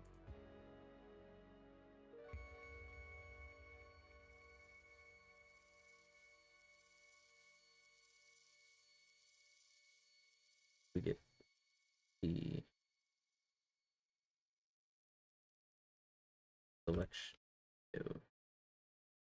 What would that be? For selection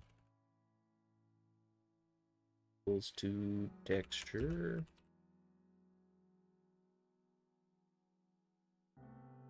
Selection texture. Canvas UV.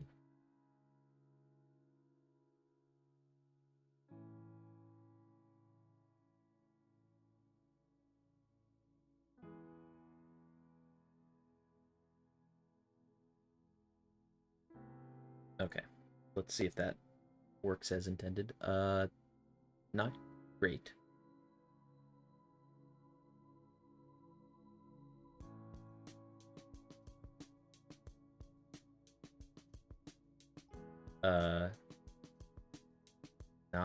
Not what I'm trying to do. Transparency on.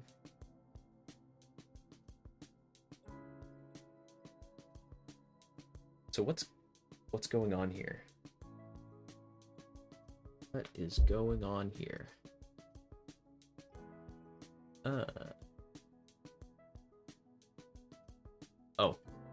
We'd never actually set the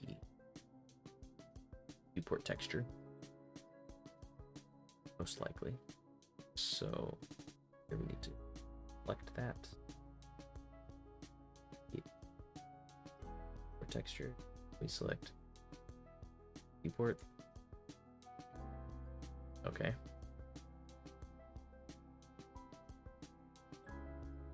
And then hopefully that should work, and it should draw. Perfect. Okay. Now we need to look at the border. So how do we do that? So we need to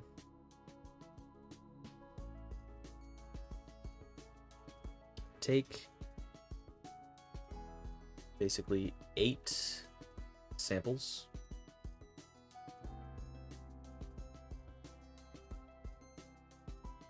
Nine samples, because you need the center sample. 9 samples.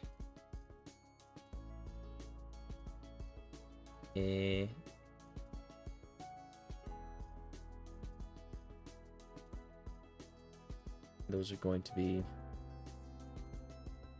around center sample.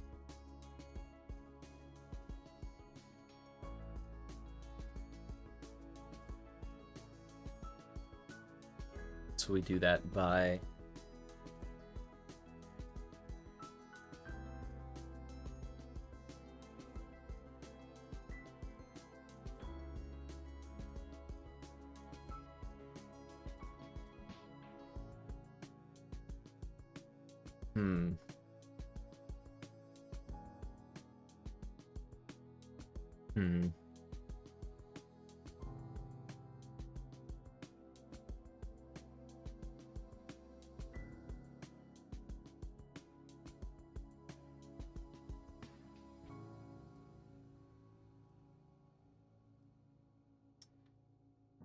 adding some small amount.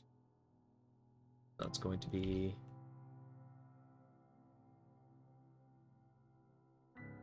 say 1 the X direction, 0 in the Y direction.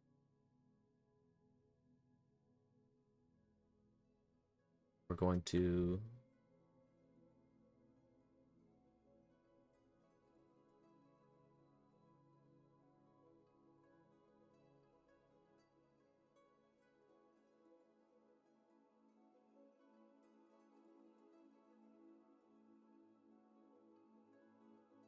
figure out the size and screen pixels.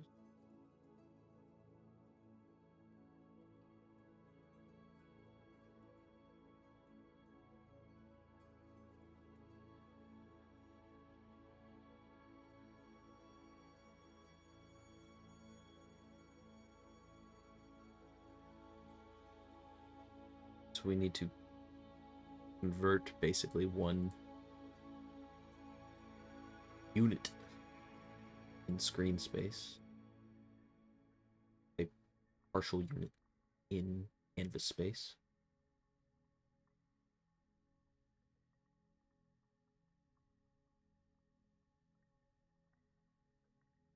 So I guess we would use, it would be like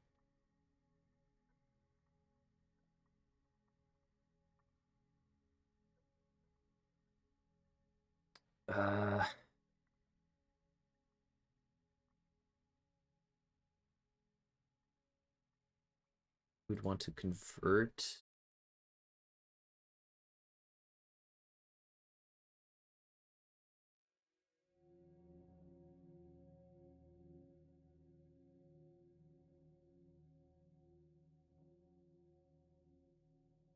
see how we do it here.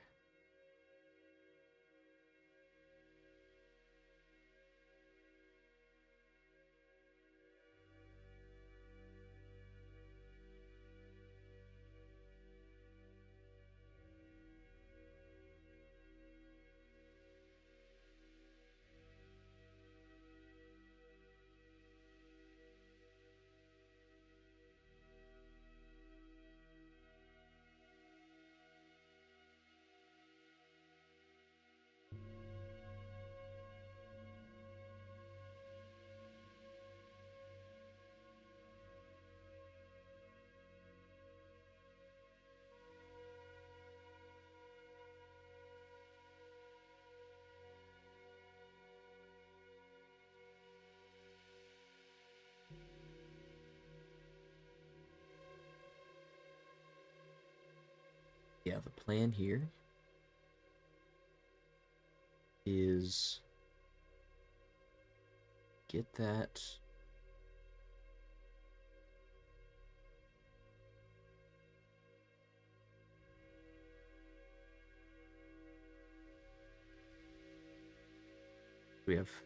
we do, for example, have our screen UV.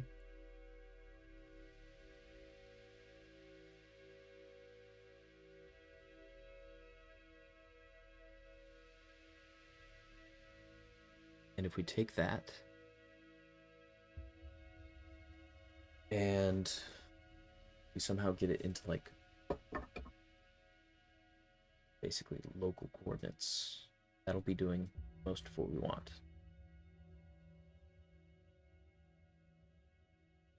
In order to do that, we need to know what the right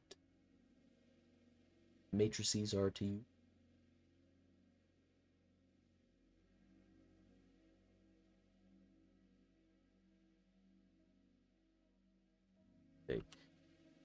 Well, we could take frag chord, and we could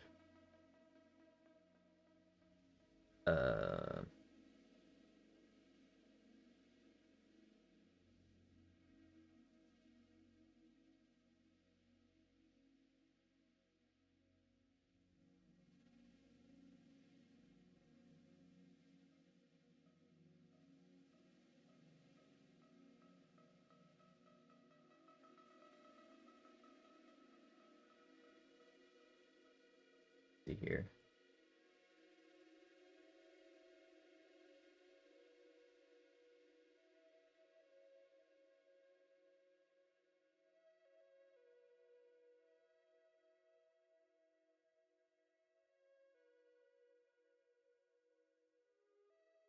This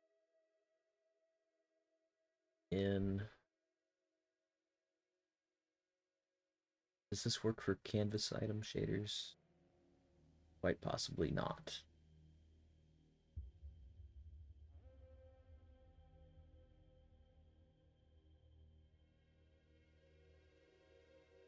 Well, station directly. Or canvas items. What are we doing? Looking for our matrices.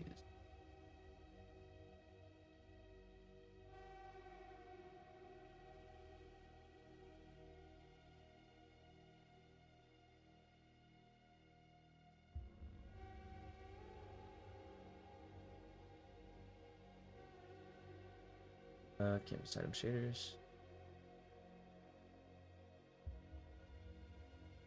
Here. Local space to world space.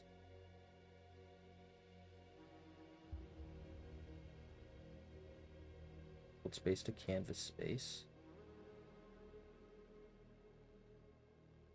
This space to clip space.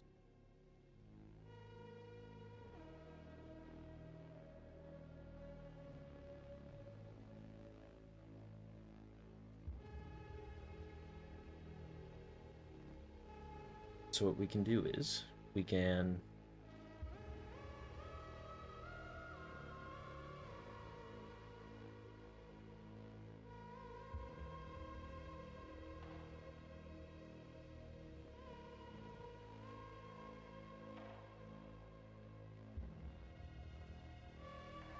go from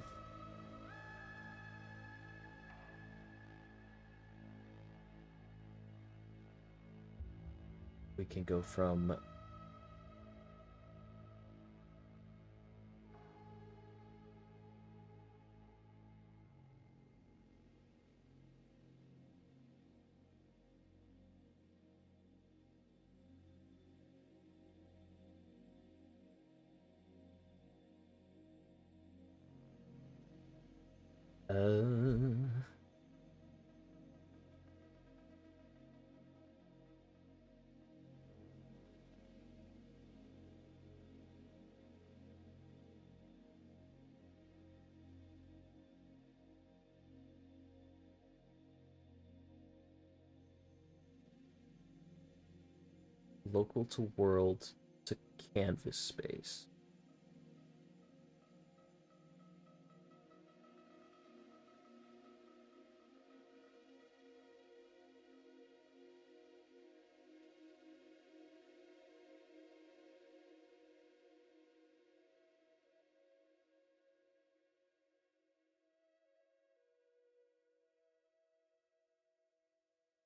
With our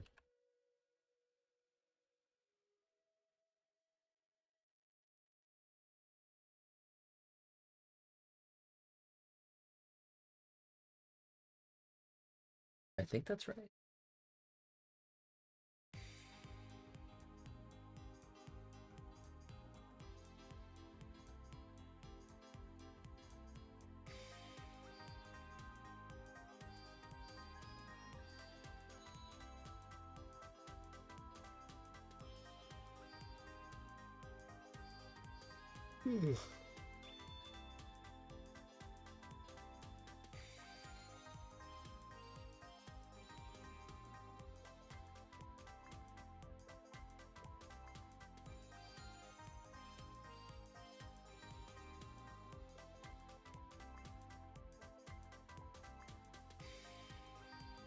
Or we could do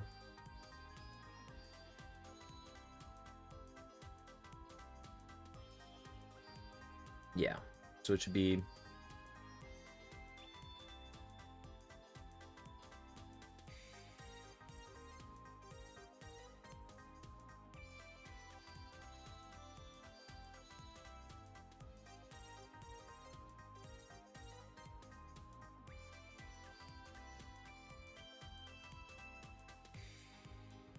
the canvas matrix and an inverse, basically. So if we take our UV here,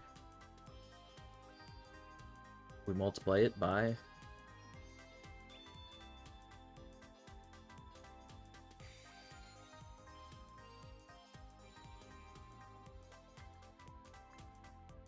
that, then that should give us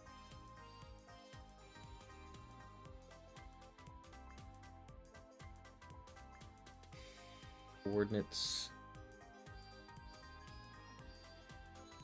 in sort of the general screen space, and then we take that and say add 0.0 1.0 Vic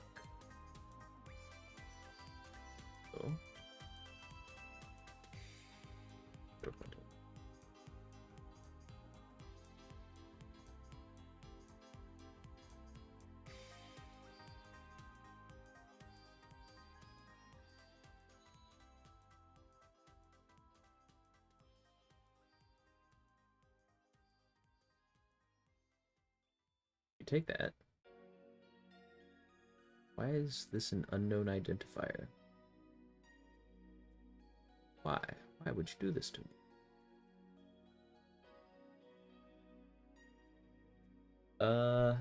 Canvas item. Canvas matrix. Unknown identifier. Why would that be?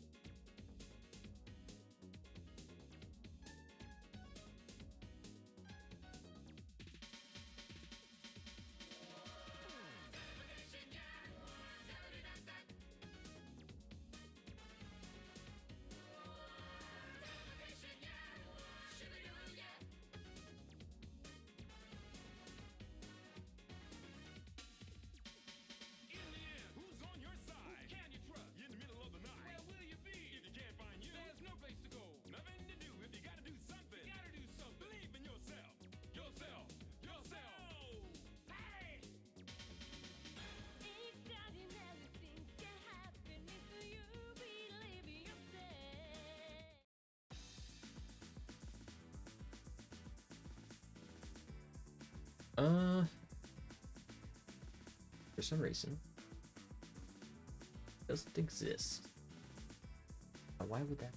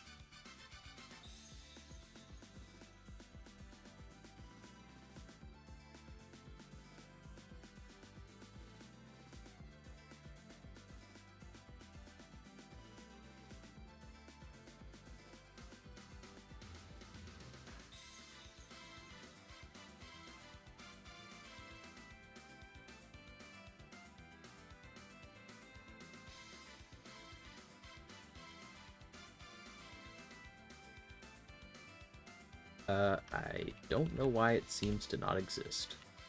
That's a conundrum. Oh, I do have an idea. I do have an idea. My idea is that it needs to be passed as a uniform. Not a uniform. A variant.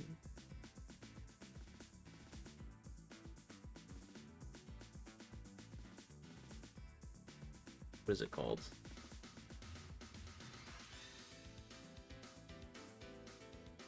The thing that goes between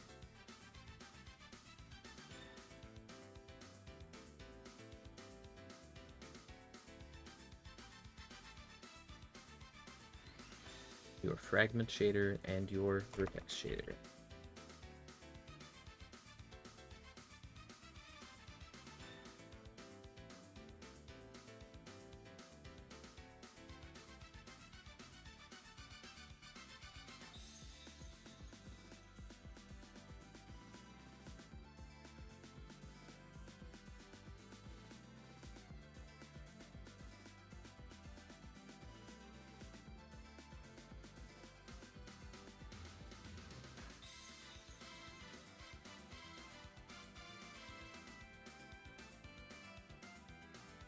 I believe that's called variance.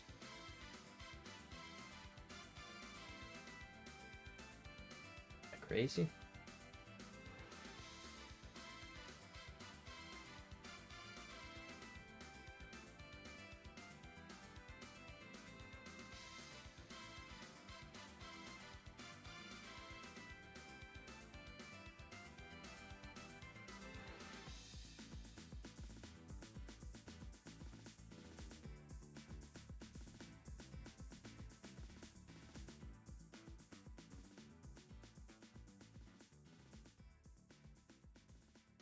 varying.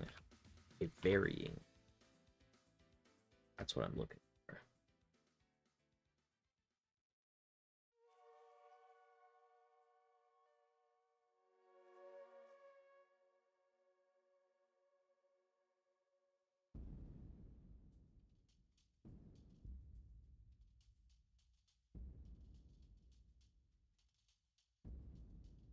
Eh?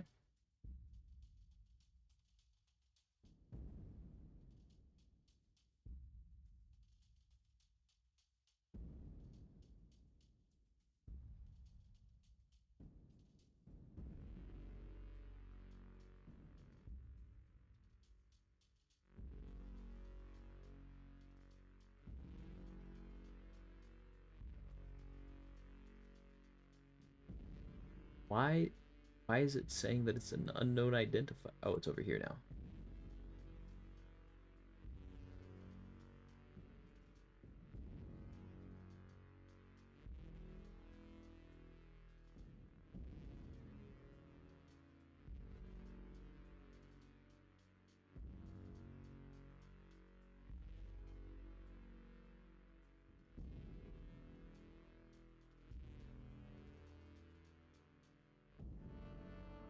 Okay. Let's see what that does.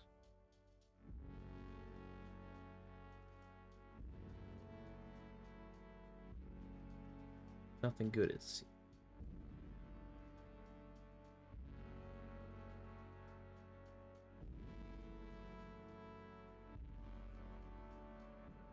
Oh, I changed this to model matrix. You can't. Oh, and also this should be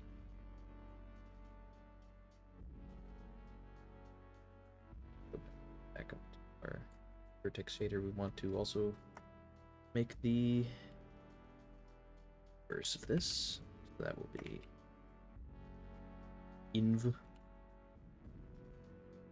canvas matrix. I'm going to set that to the inverse the canvas matrix.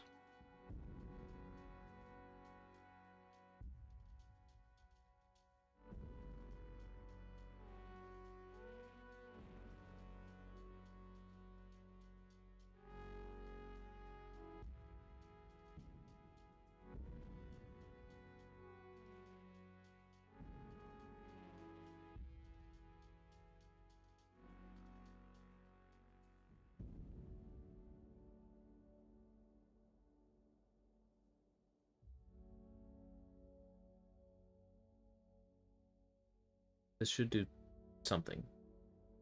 It doesn't.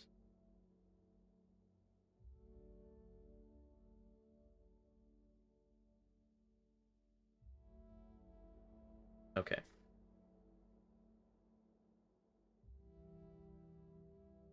Uh,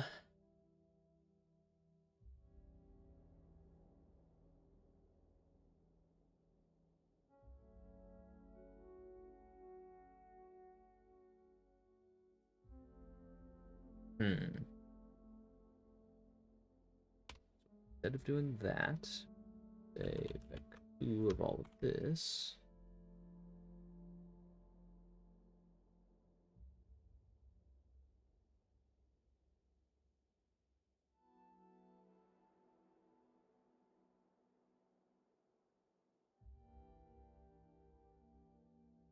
And instead of doing that,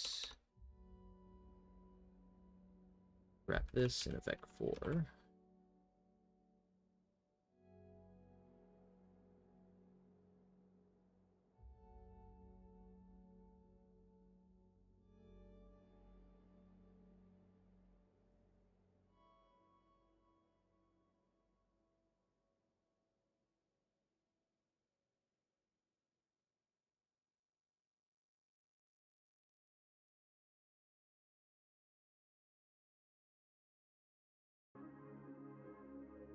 Okay. That maybe possibly should work. It seems to not work.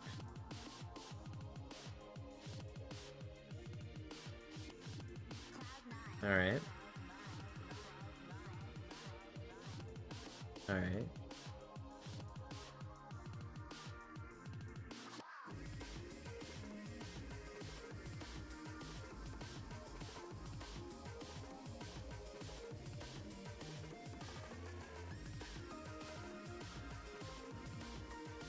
What if we use...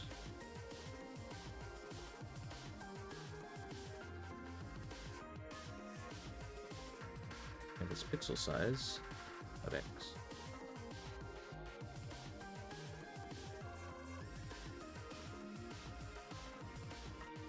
Alright.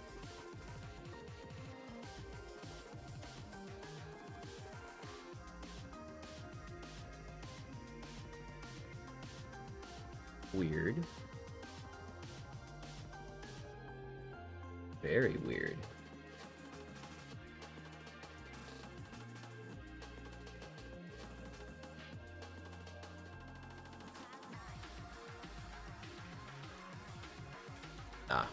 We definitely need to set the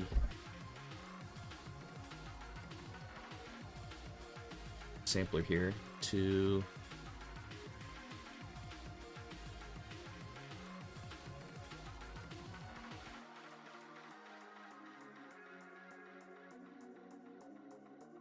wrist for now. We'll worry about these specifics later.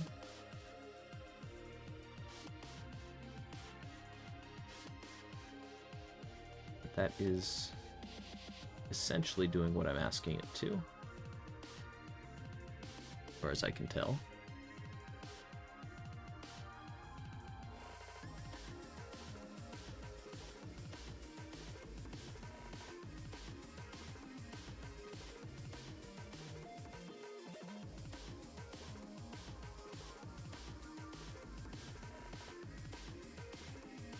It's drawing 1 pixel to the left of where the actual selection is, but is doing that in canvas units, which is incorrect once again. Okay, what if we flip it around? So we start by using the inverse. We end up here. We add 1.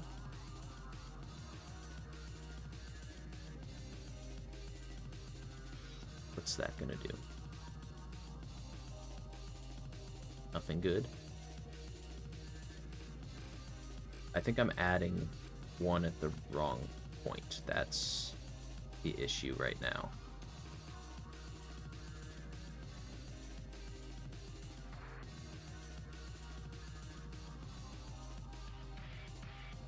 So instead, we should add it after the canvas matrix multiplication here.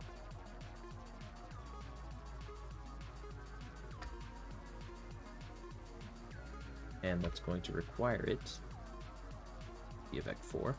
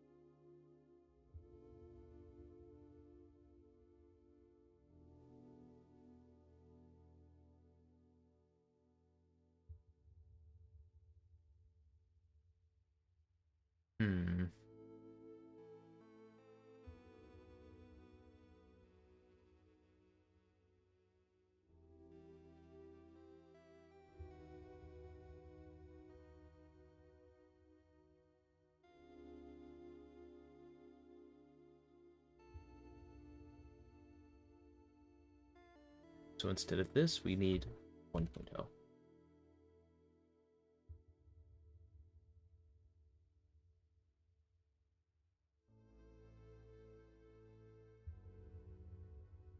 That does not work.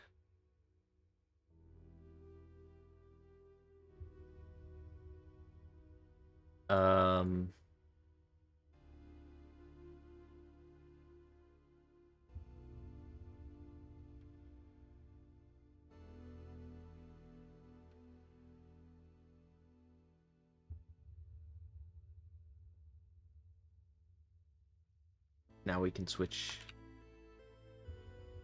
our matrices, possibly. Though I don't see it helping. Likely. Nope.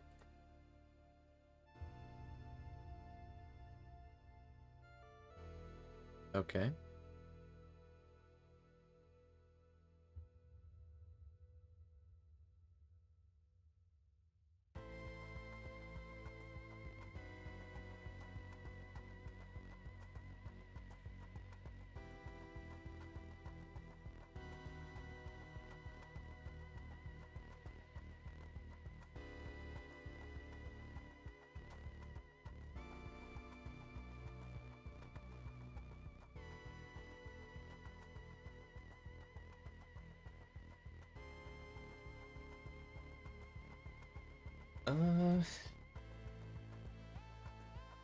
Well...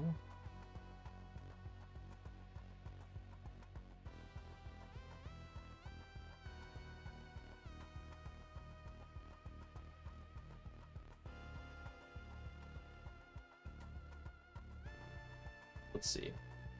What we want to happen versus what is happening.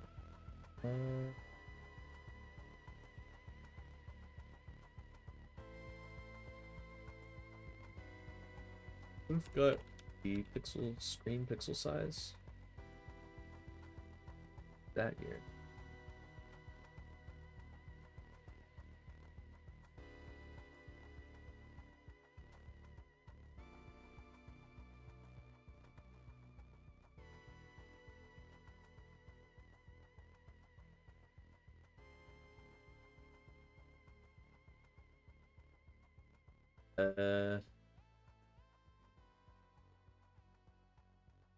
I mean, sorta.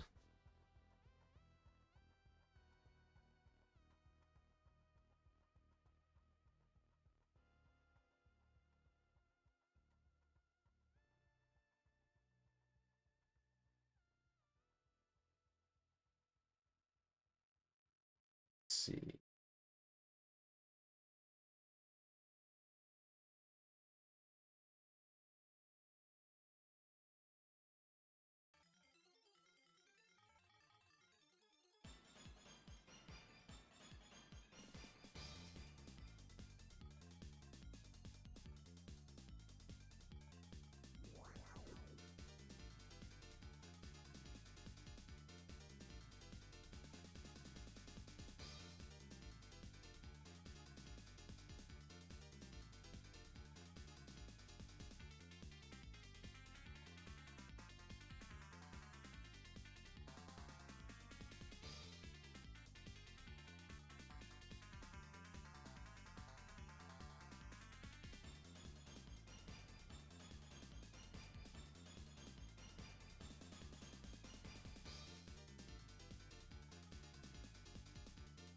Really just need the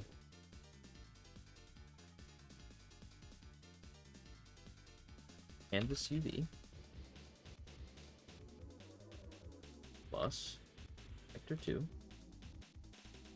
that has as the x coordinate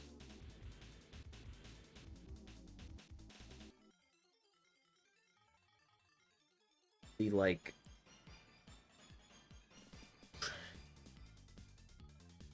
ratio between the canvas pixel size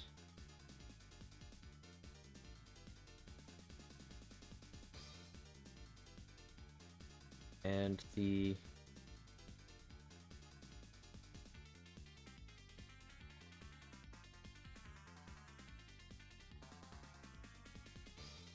size.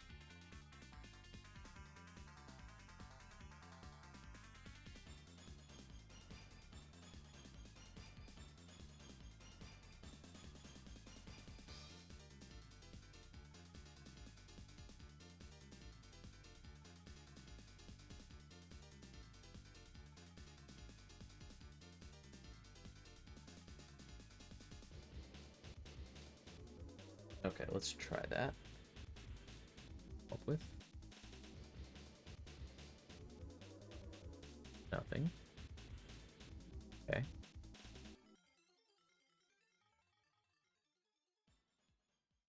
Way around. Or it might not work at all.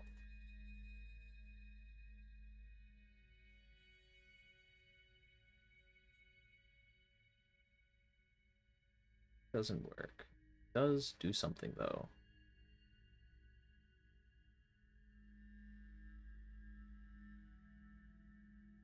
It's kind of interesting.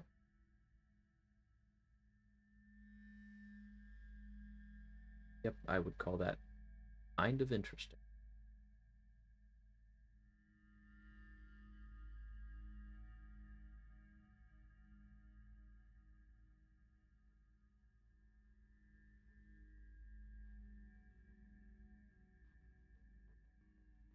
Okay.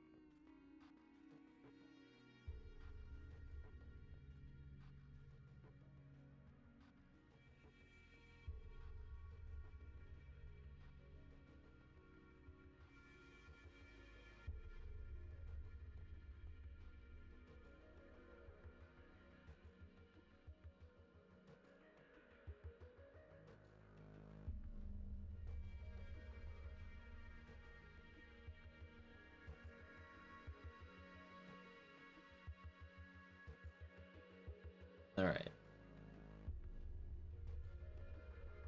We have it's just multiplied.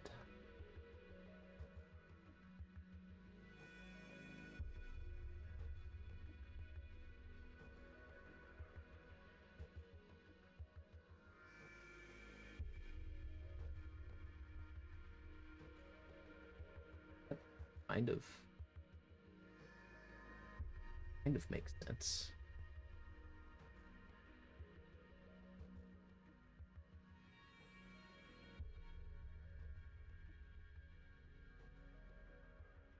It doesn't really work though, as far as I can tell.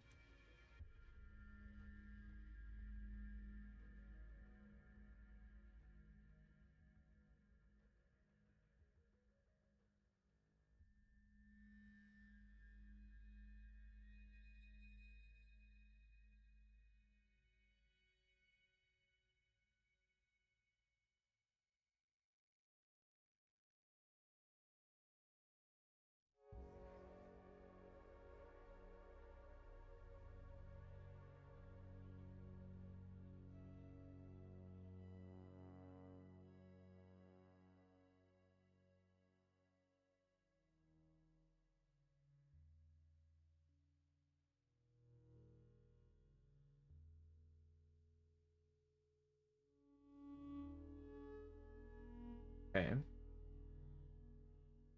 Got this. We do that. Have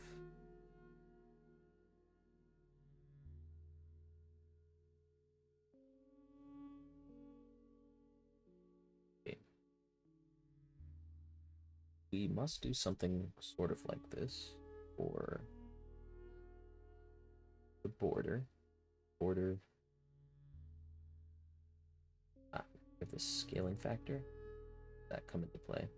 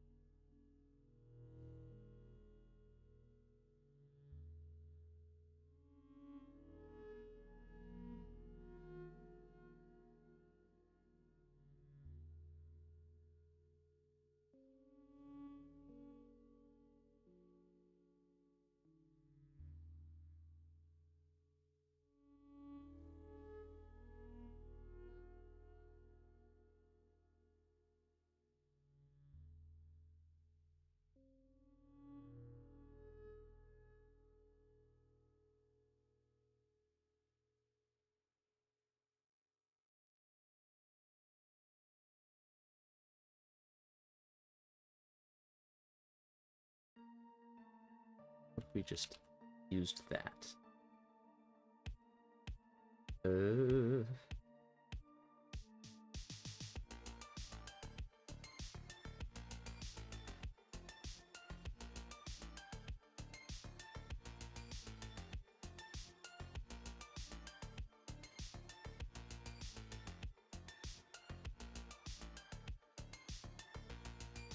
Well, that doesn't quite work.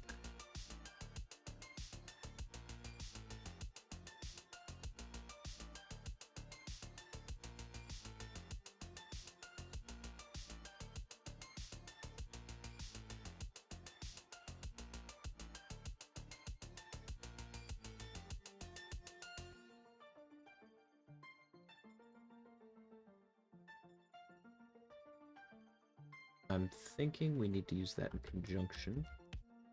Canvas pixel size.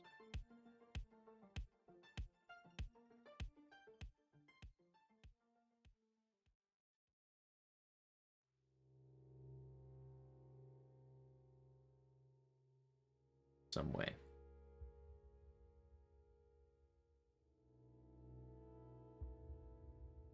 What way, I could not tell you.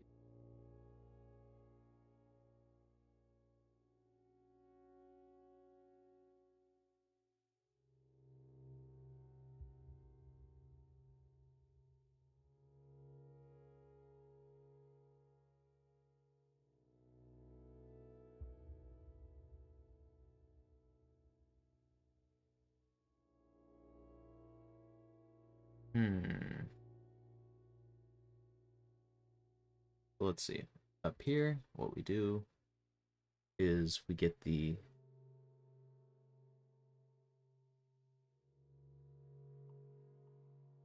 pixel size that.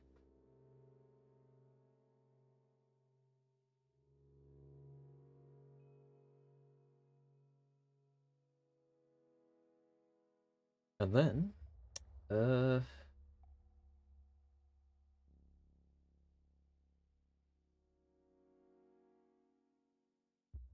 then what we do, we get the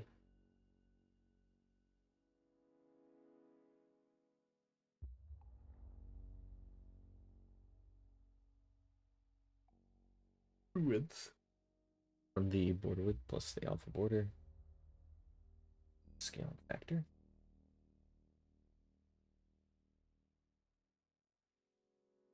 Get the V.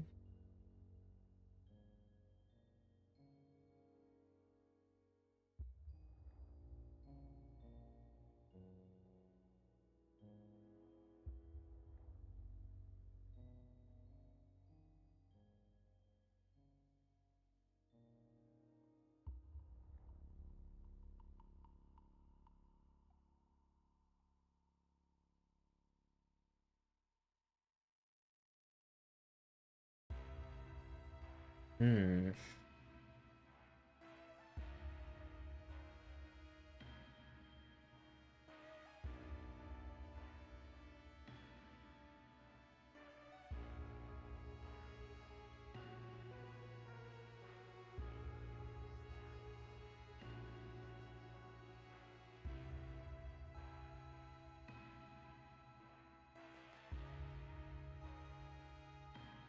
We could use the screen UV,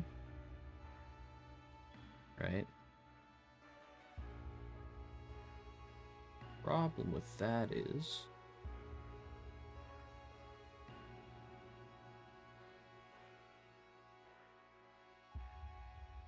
okay. So we need to see if we can convert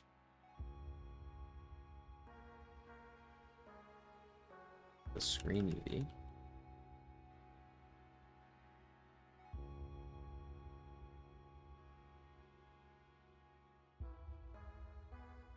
to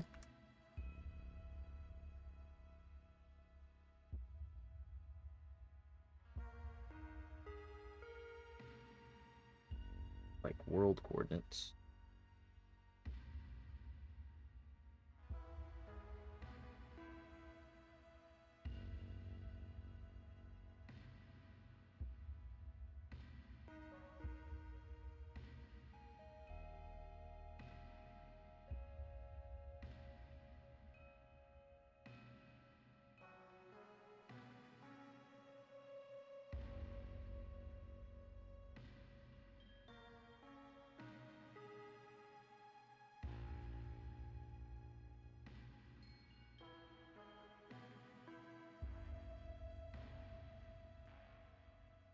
Let's try that.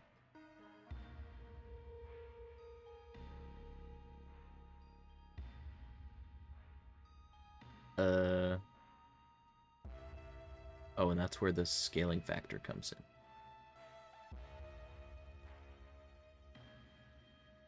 I don't know whether it's multiply or divide, but let's just try both. Or we can look briefly up here.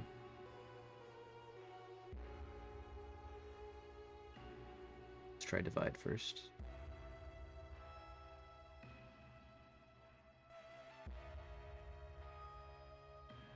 I believe it should take place after.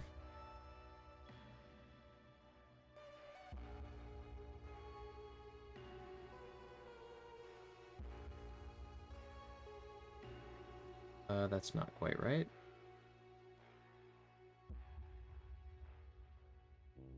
Try before. Try multiplying first. Right. Try that to the string UV first.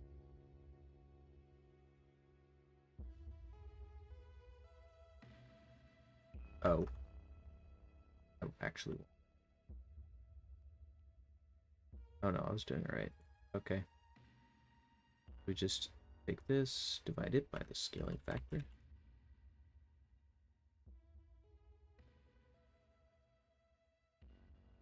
See what that does.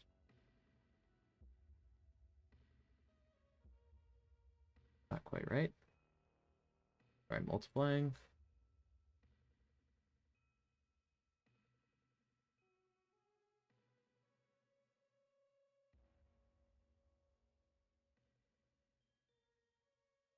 Also not quite right.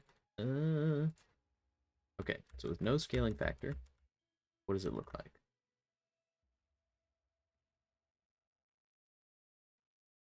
It's like this. It's right at the moment, wrong when zooming in and out, okay? But more importantly, position-wise, it's incorrect. So why is the position so far off? That's probably due to model space versus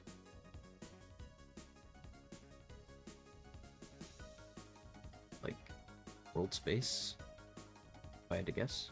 So let's try getting that.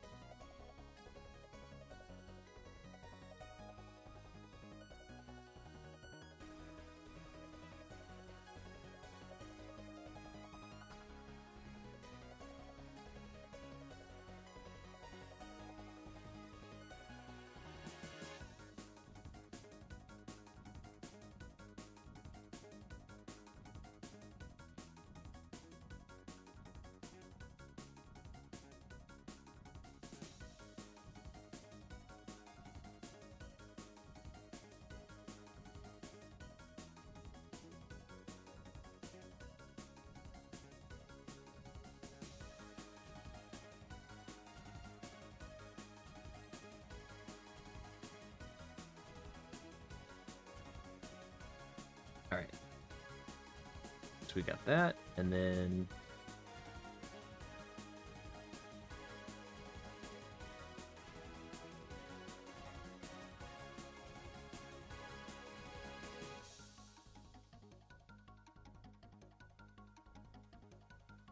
the model matrix goes from local space to world space.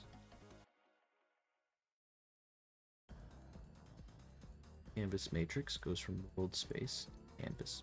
So we got canvas space, and then we take it to world space, and then we take it to local space. In order to do that, we need the inverse model matrix.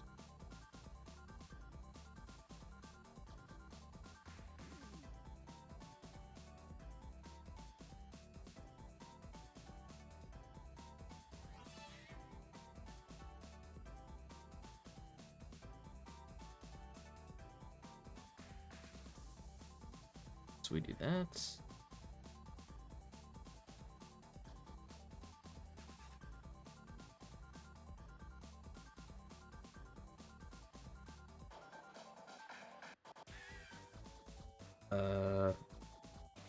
XY.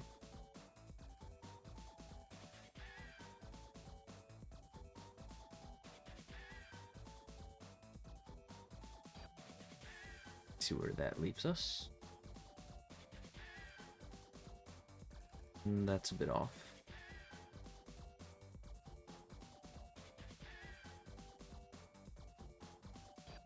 Why and how is it a bit off?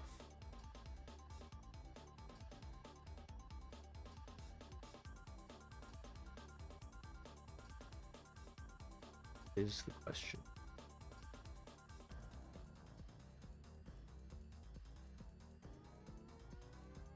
Okay, so we've got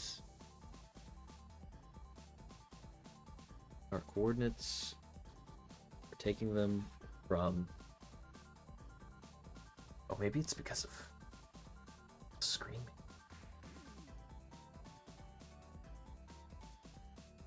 Because I think we are using the screen UV.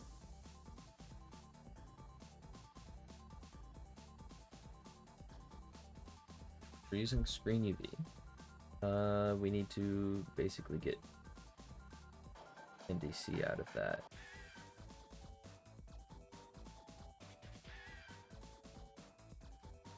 Or vice versa.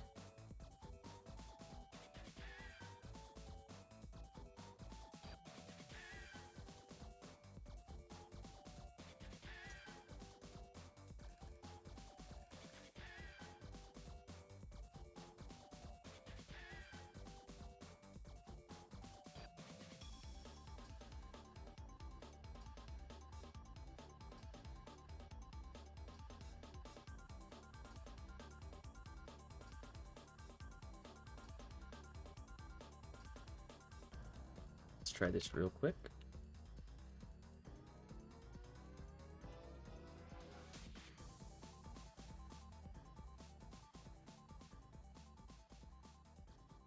Yeah, I didn't think that would help.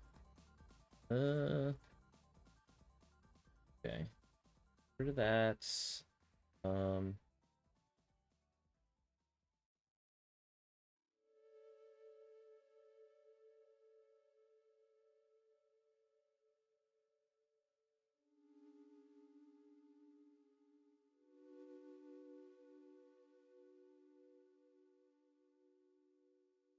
Get this one.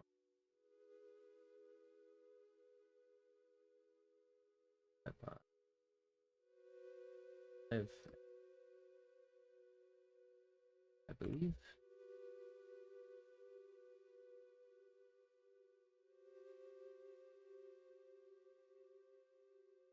That's not right.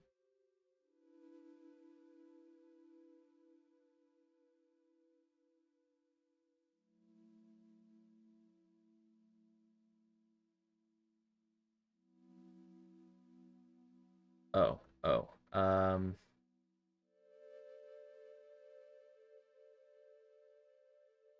I think I know what's going on. Want is use the viewport size. Right? We have world space to canvas space.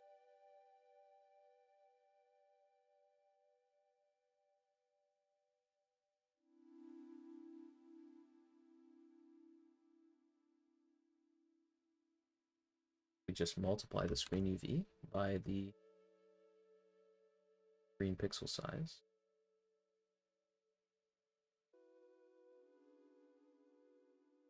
I think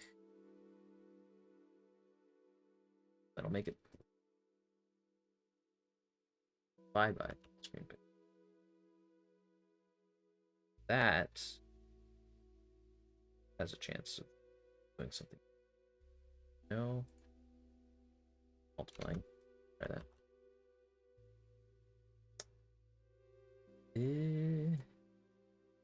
I didn't.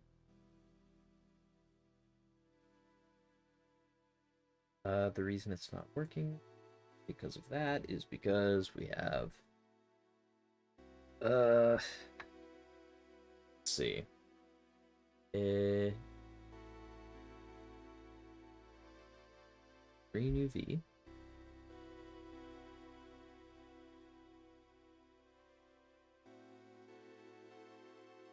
An offset. It's offset by an amount and by a scale. But it is not necessarily. Okay. We don't zoom in at all. It's still okay. It's still offset by. Oh, okay. Okay. Want to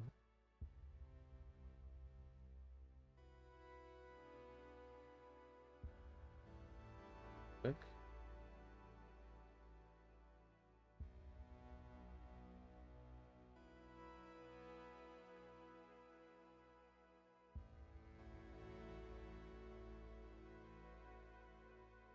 That isn't right.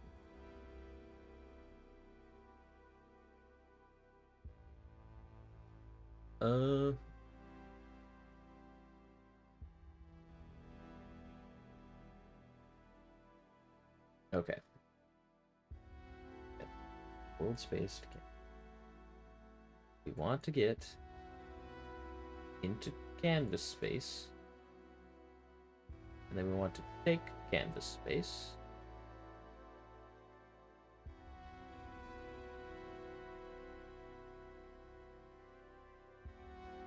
And we want to transform it to world space. So first, we need to multiply our UV by the viewport size.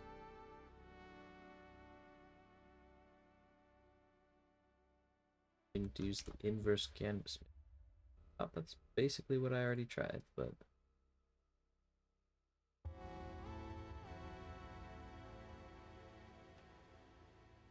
you can't do that.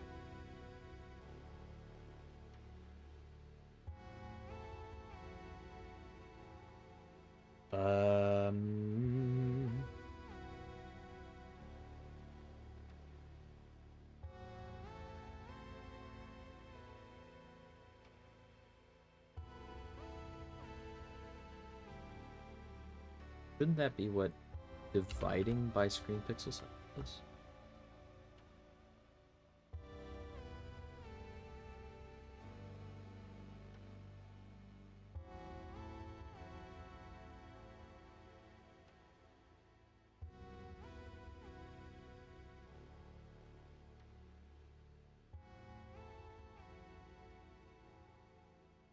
All right. Let's try different.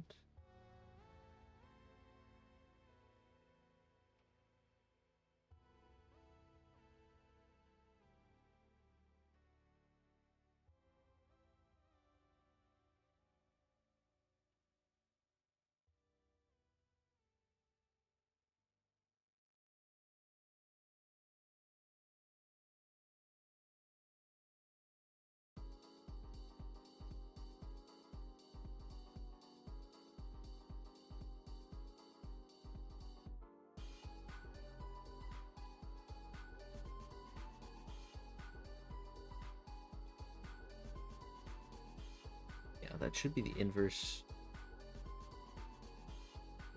resolution. Means dividing by it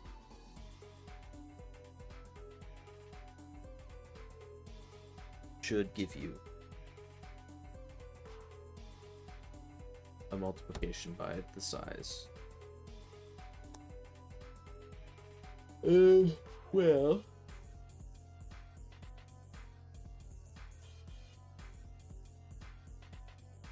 could replace all that with drag chord.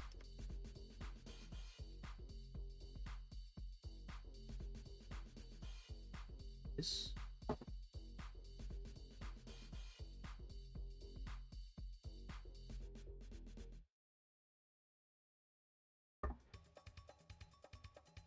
I don't think that's going to actually work, though.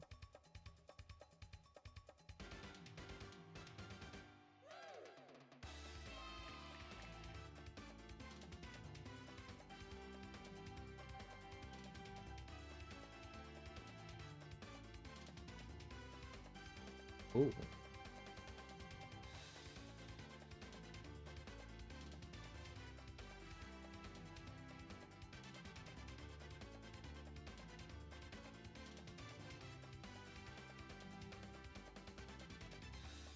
Hmm.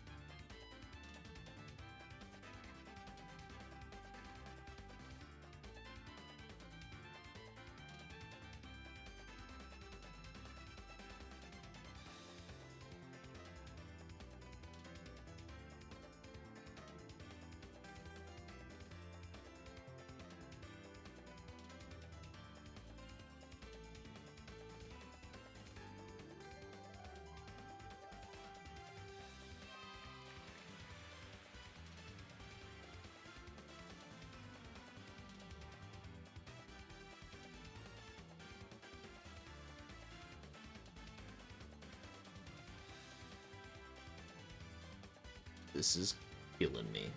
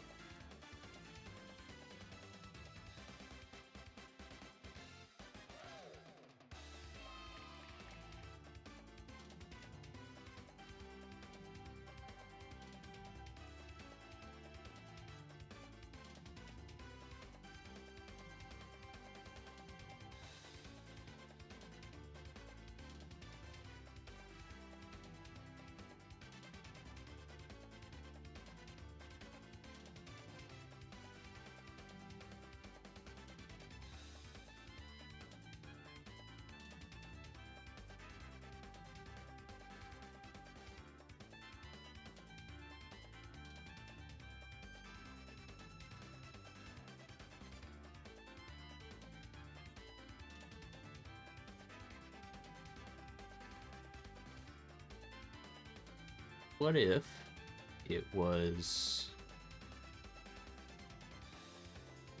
as simple as taking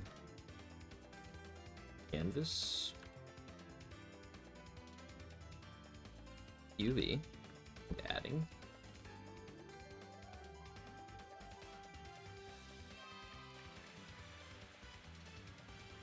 What would it be?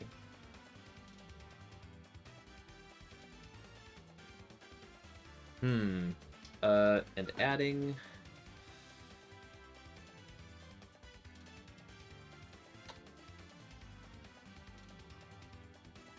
the canvas pixel size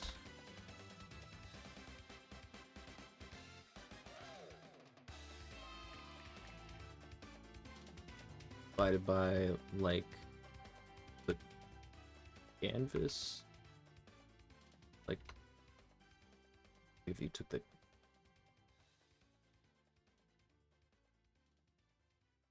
canvas matrix and you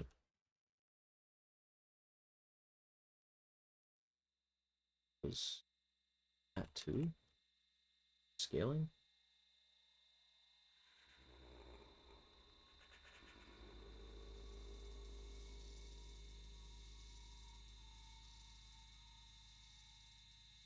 Then you only actually want the X value, so you just kind of take it. What then?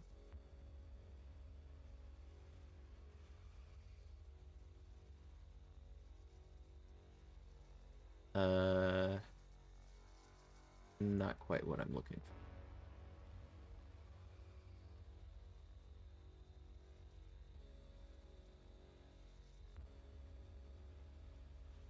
for. Okay. So what if we did that, but instead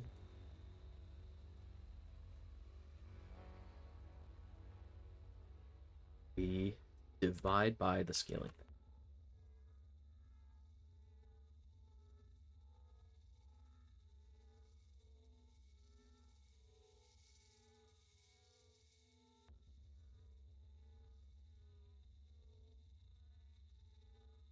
Okay, that's promising.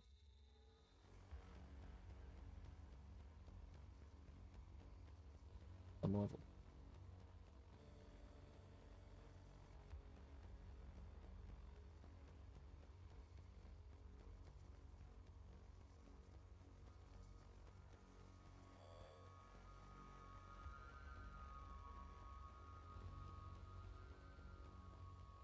Yeah, I think that might be what we need right there.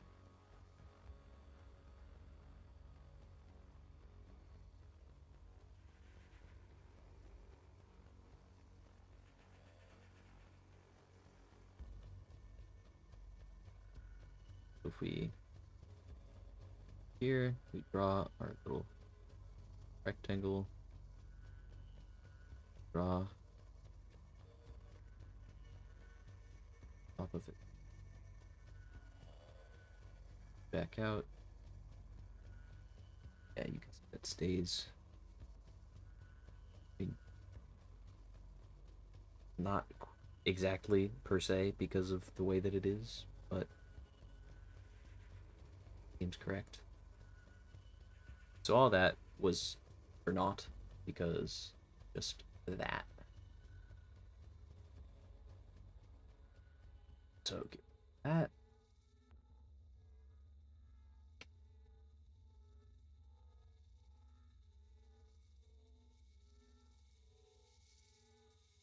A couple hours of my life I'm never getting back. Okay.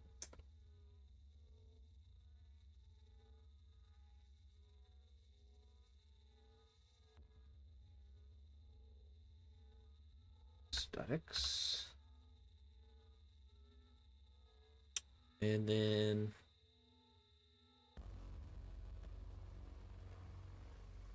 yeah, we take this and we do it, say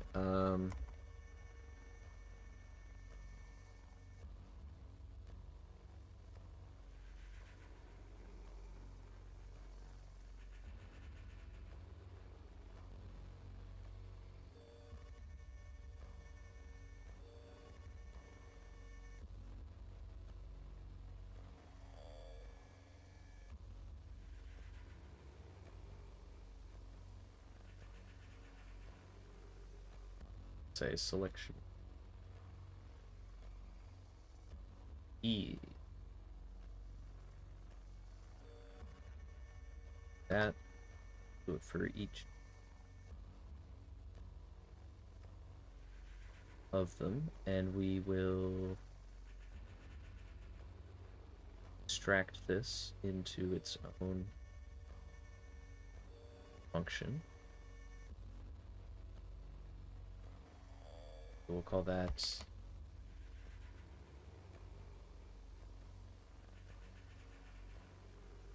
get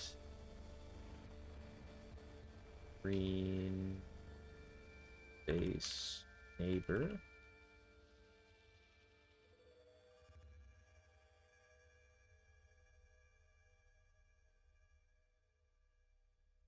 That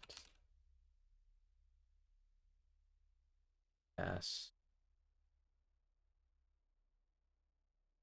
texture.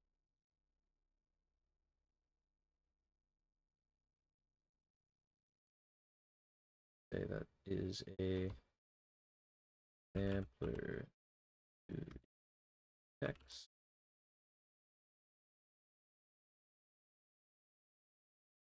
Then we say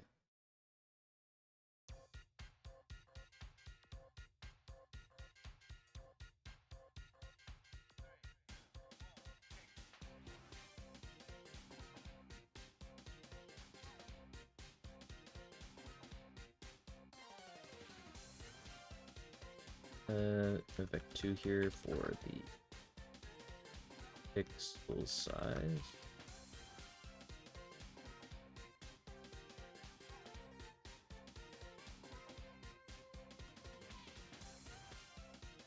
One for the scaling factor.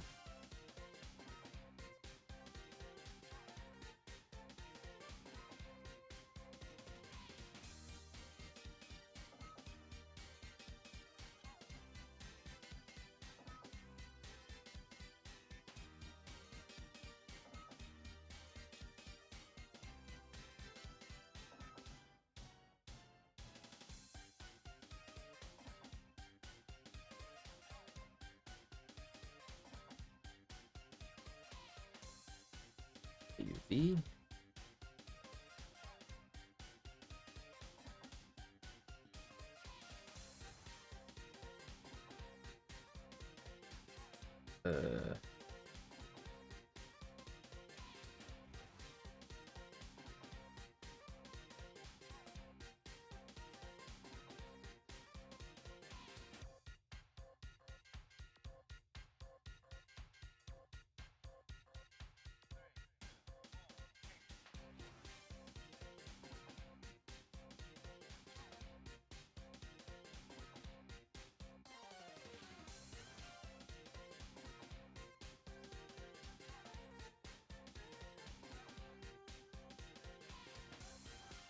Okay.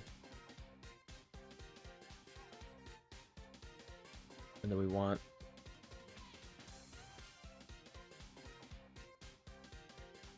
to make a struct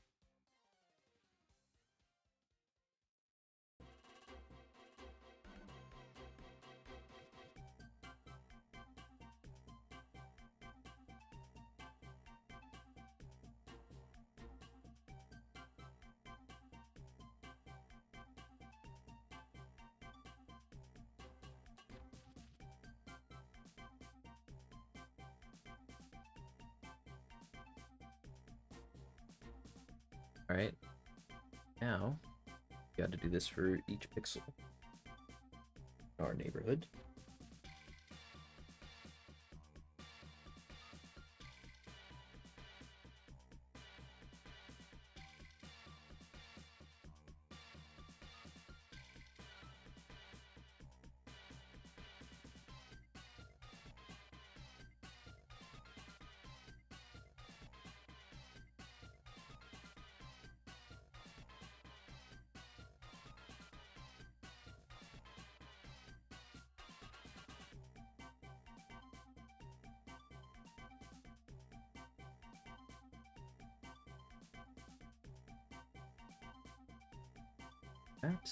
That is north.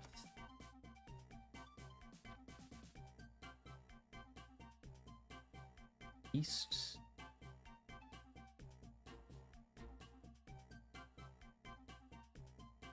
Also just call these letter names because annoying otherwise.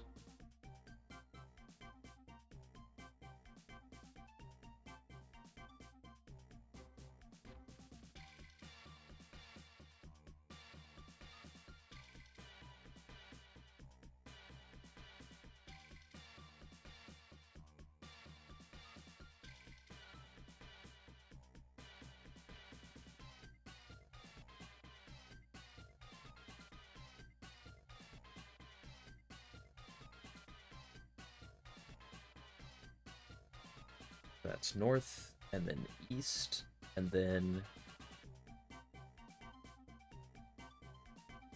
west.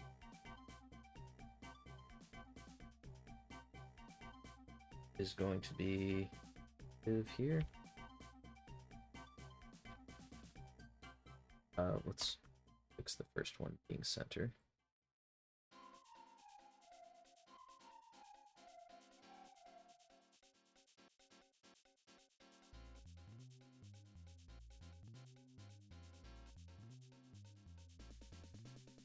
And it's north, east, west, and south.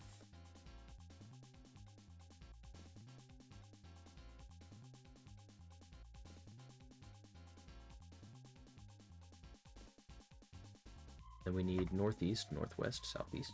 So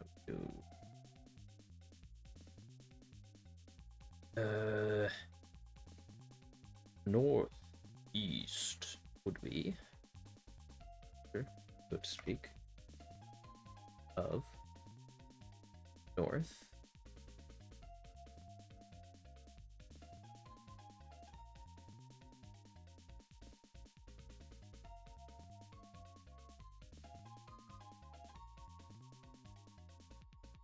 Then we have northwest.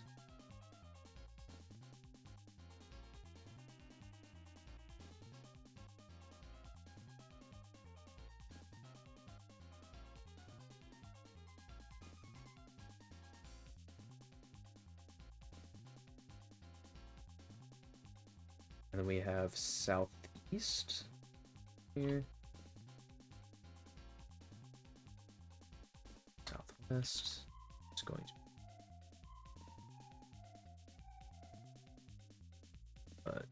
live here.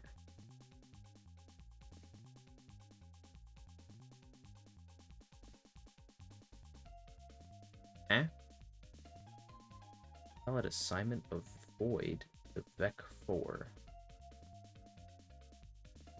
Oh, here. Okay.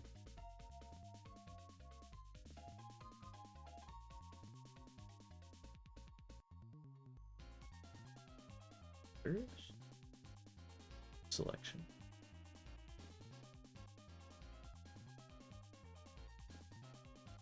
We call it again. Get neighbors. Get screen space neighbor. Get. Pass in our selection texture. Canvas UV.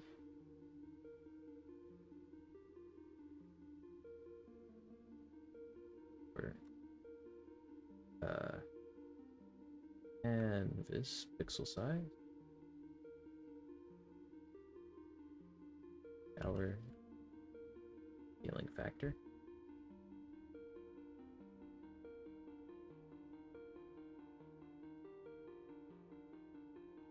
We also want to update these, that it matters too much, but for consistency, these should all say Y are on the right side.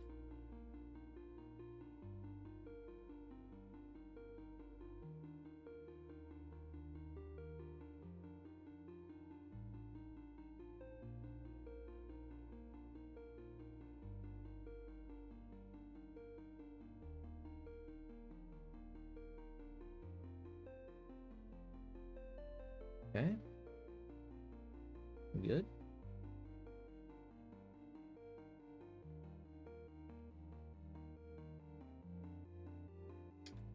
And then we want to say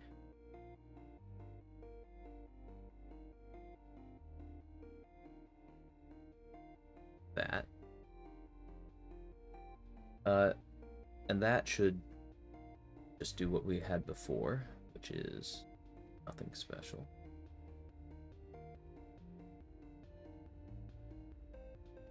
Drawing the rectangle normally. And then we want to take that and we want to see. We want to tell if we are at the edge of the selection. So in order to do that,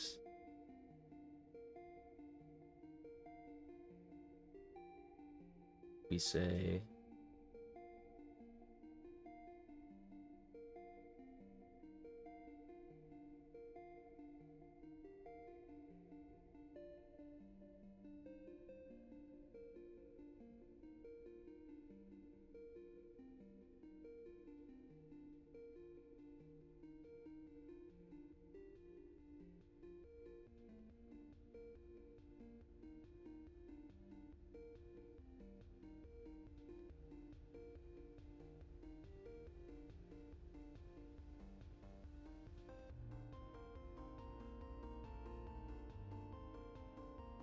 if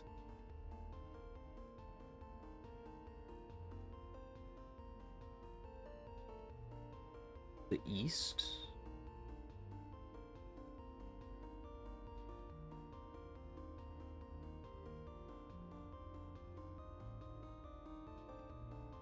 is greater than 0. Right? So that means the pixel to the right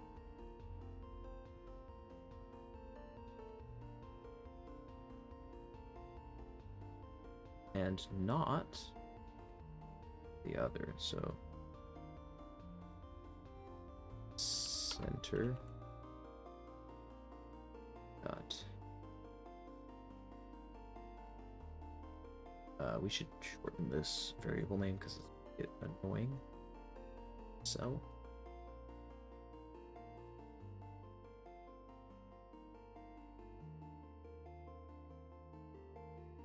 L dot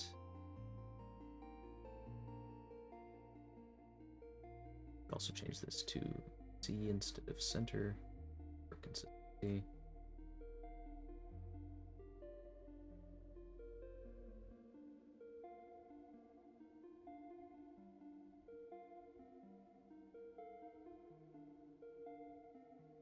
If that is less than or equal to 0,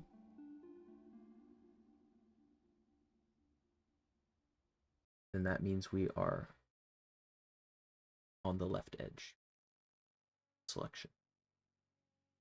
That a shot.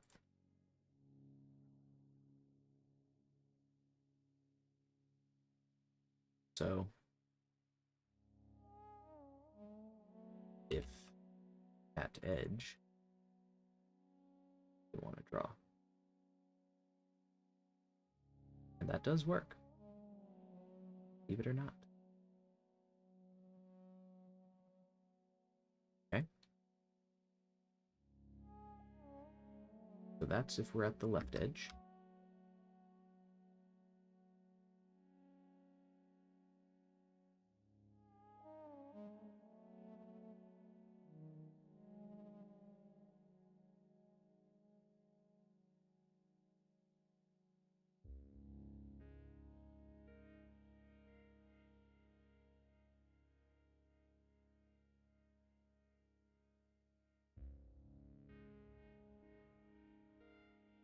be at the right edge is similar.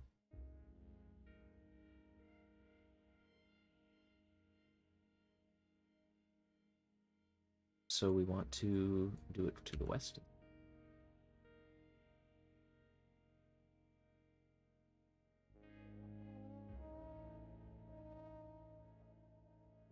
Okay.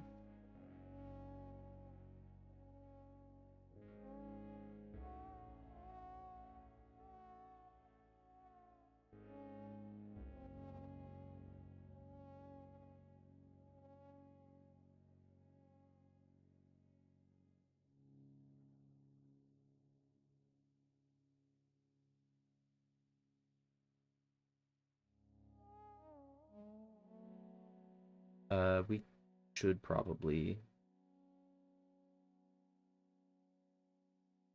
crack that out of there because that's going to be true in general.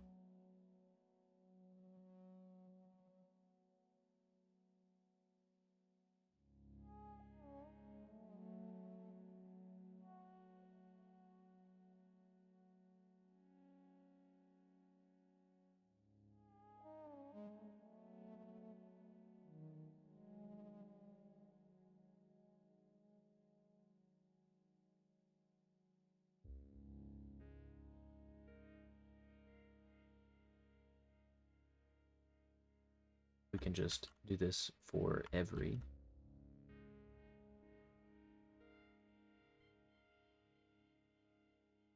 possible option.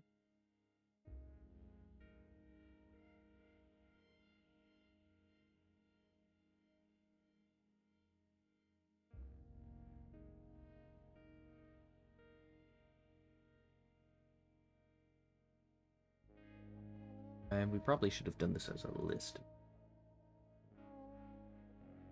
array because this is going to get annoying. But here we go.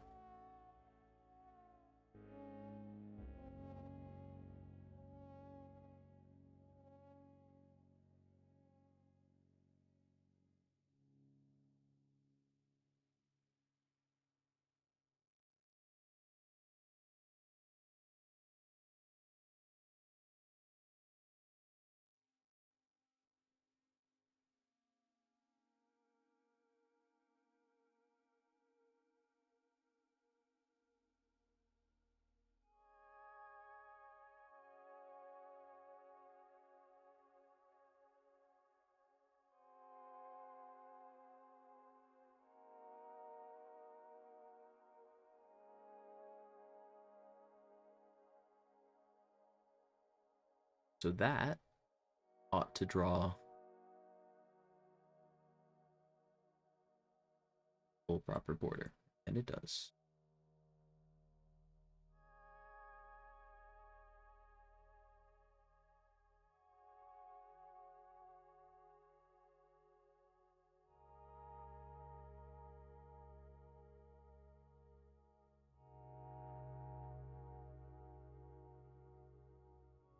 A little funky, but pretty good.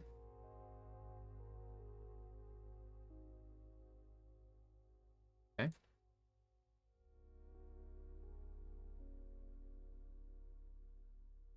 Now for the interesting part. We want to do the sort of crawling ant style thing.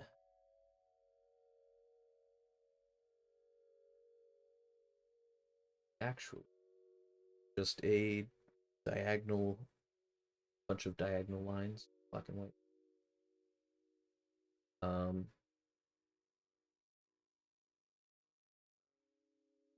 Slowly moving.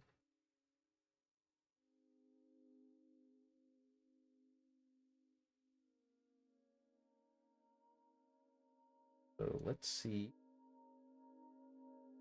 it that.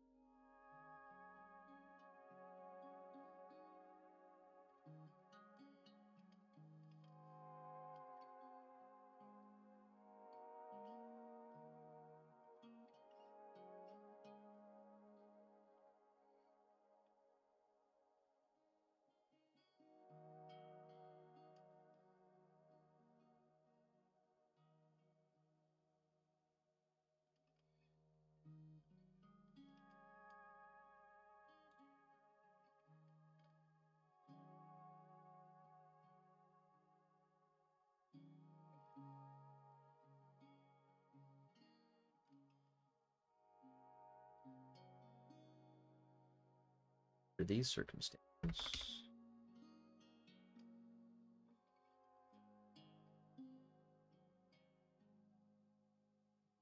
selection thing.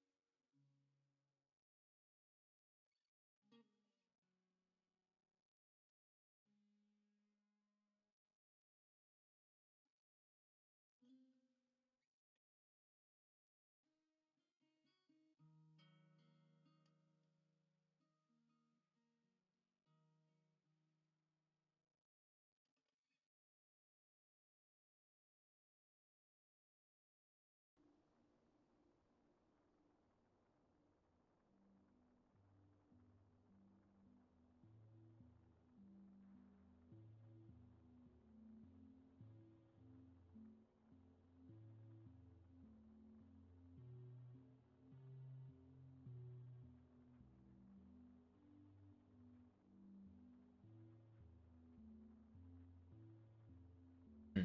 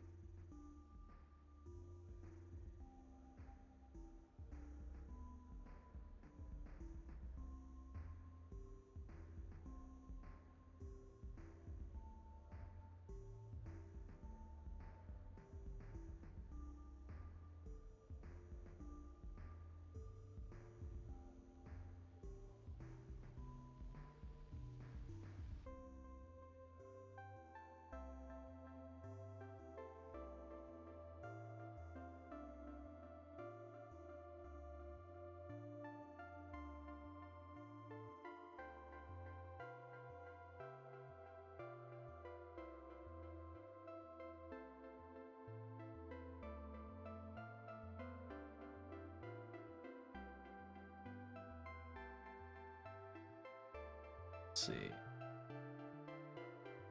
Um,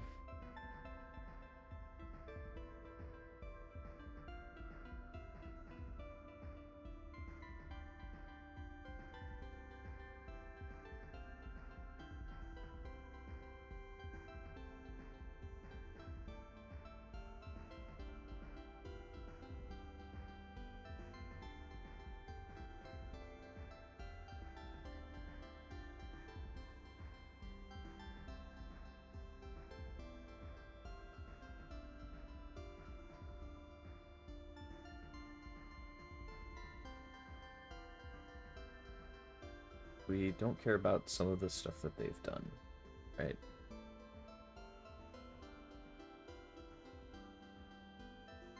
Do care about.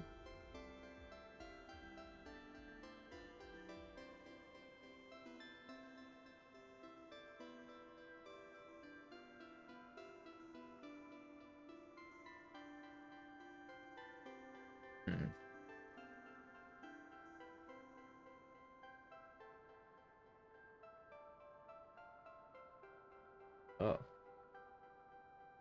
That's odd.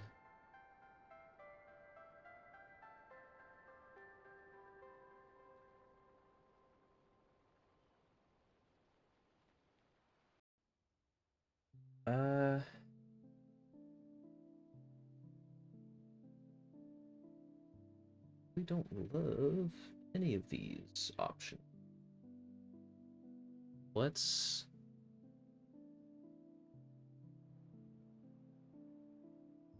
see. Uh,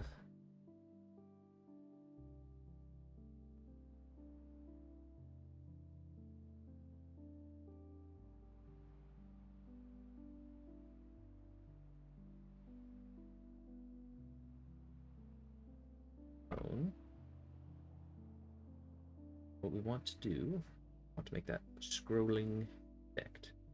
We want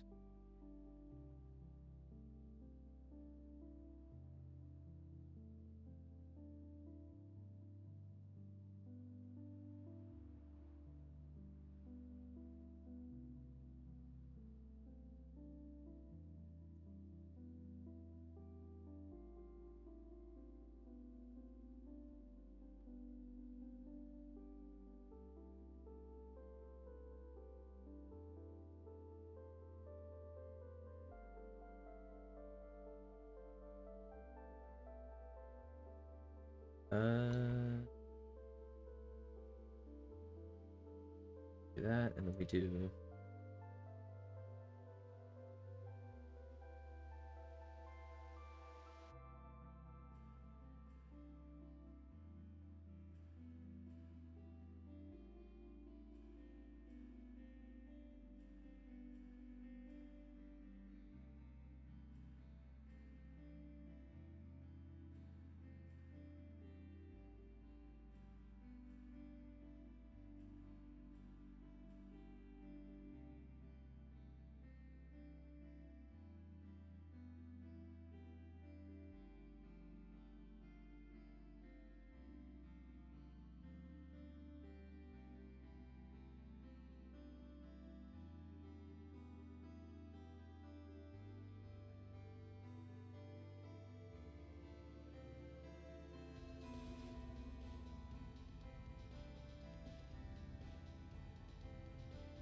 like this.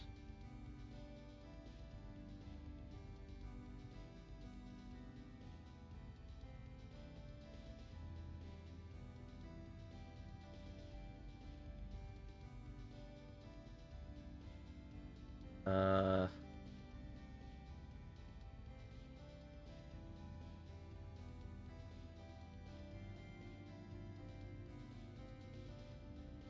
that's not quite right.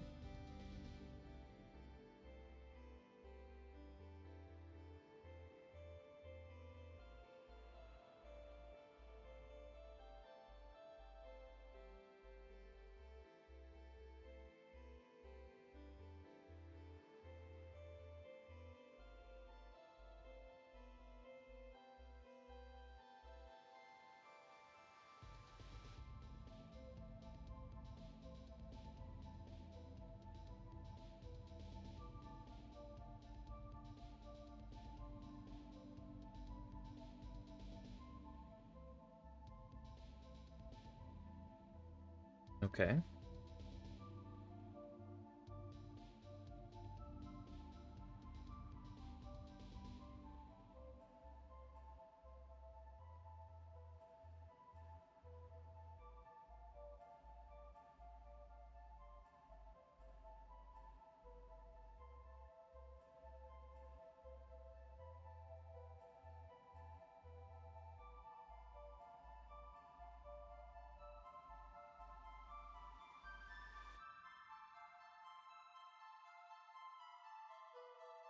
of this greater 5.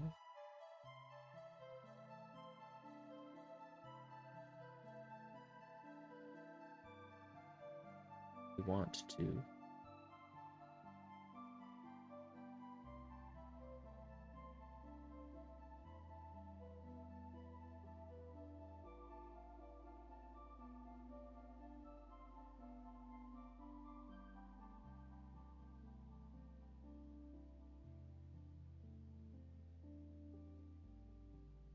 else 0.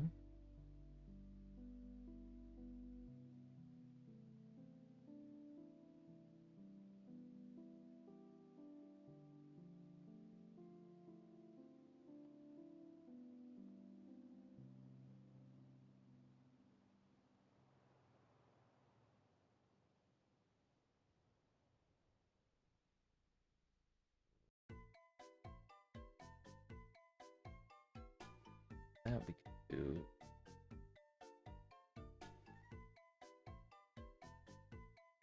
change where this is, so let's do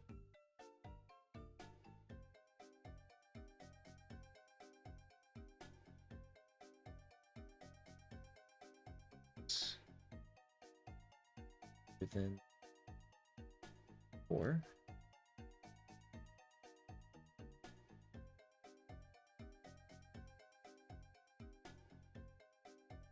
Go. And also kind of make that whole thing negative.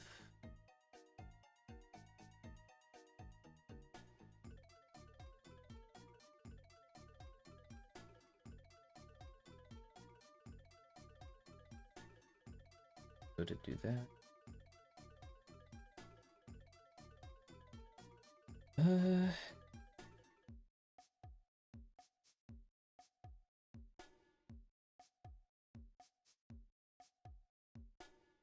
we go.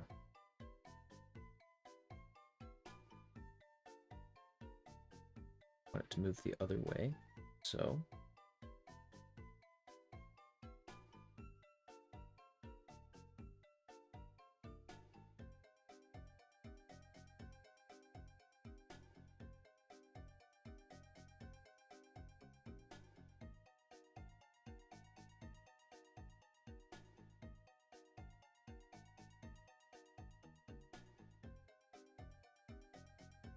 do that. Pretty good.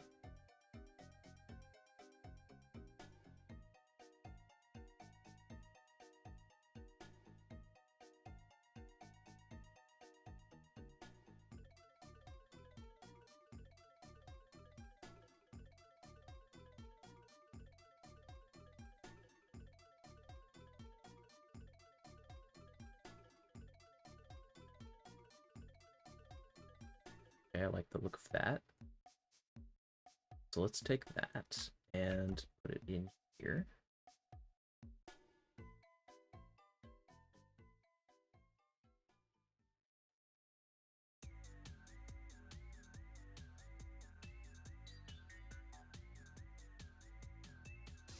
Say that.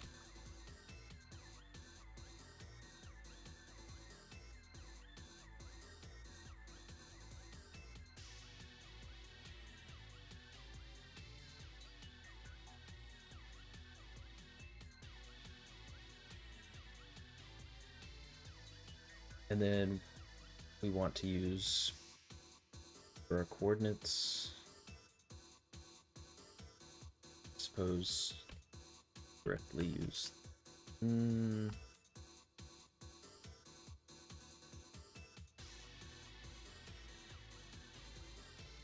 it doesn't really matter what we use,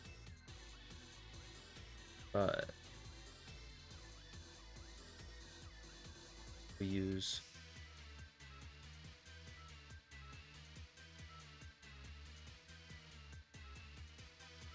where is it? Same thing we used up here. We use our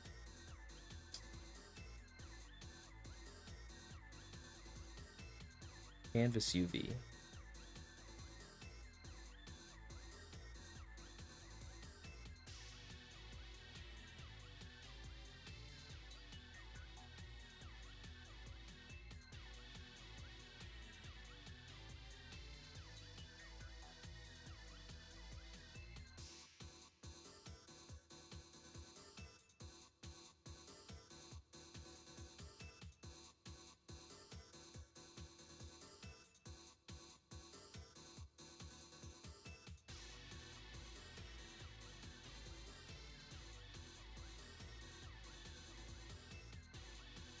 My time. Okay, that should just be.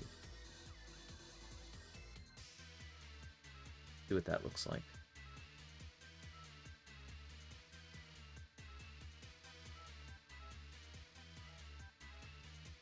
Well, that ain't quite right.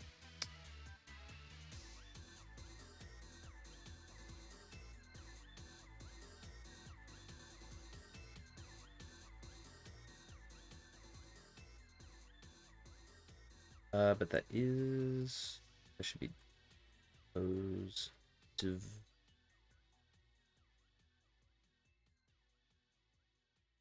divided by the filling factor.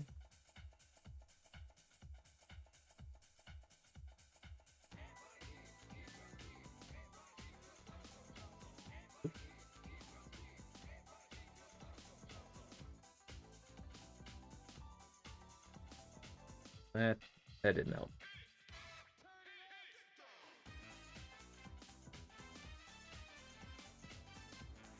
Let's just see if multiplying helps. I doubt it, though.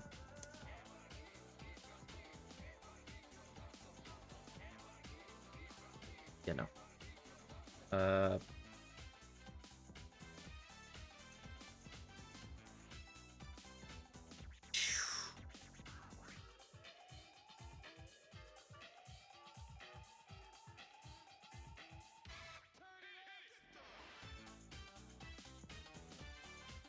Okay.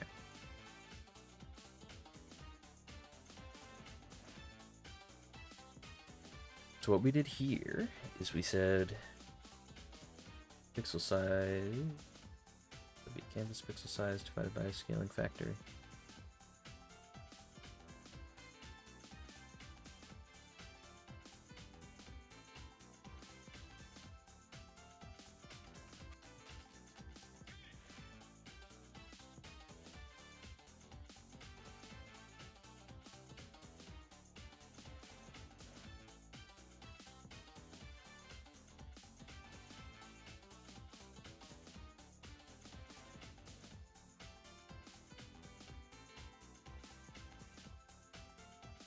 See if this does it.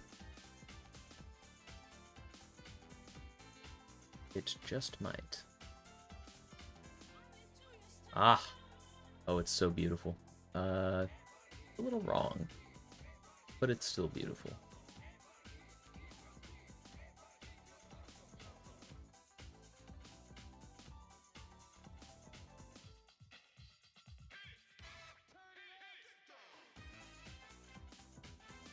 Grouping thing.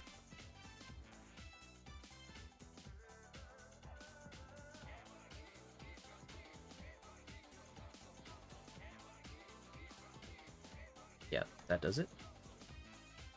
Beautiful.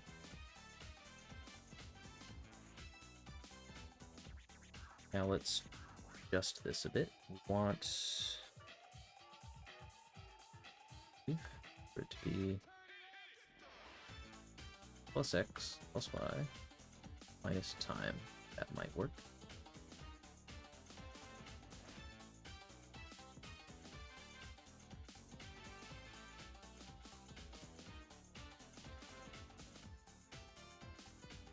Yep, and that goes down and to the right. Okay. Very good.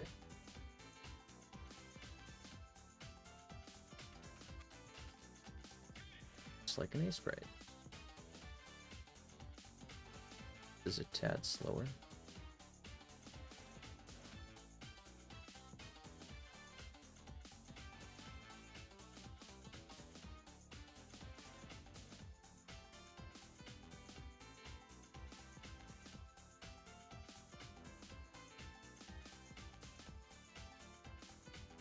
But there you go.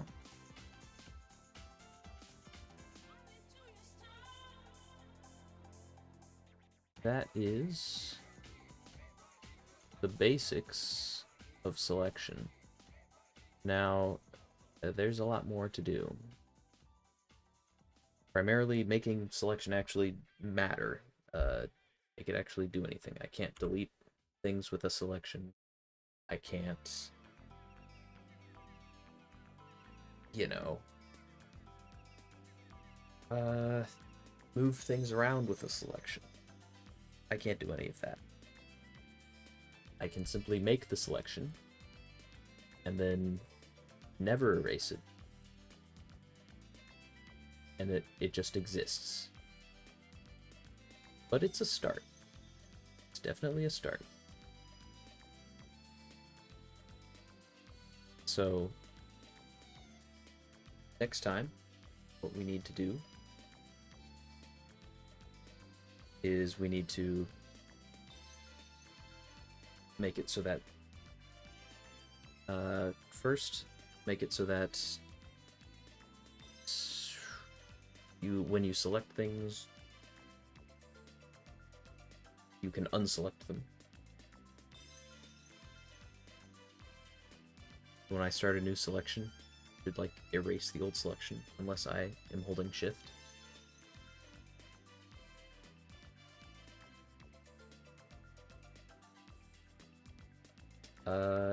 And then we need to make selections actually do things. It is getting pretty late though. I think I'm probably gonna call it here.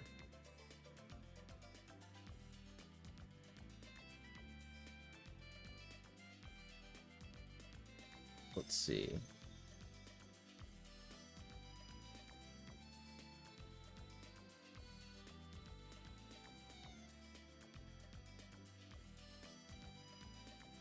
Grade.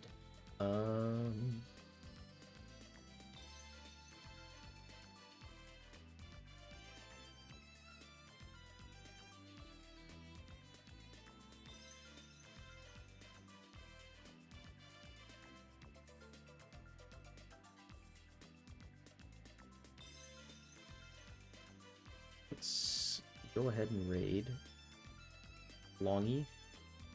Oh, we're doing some RuneScape, it looks like.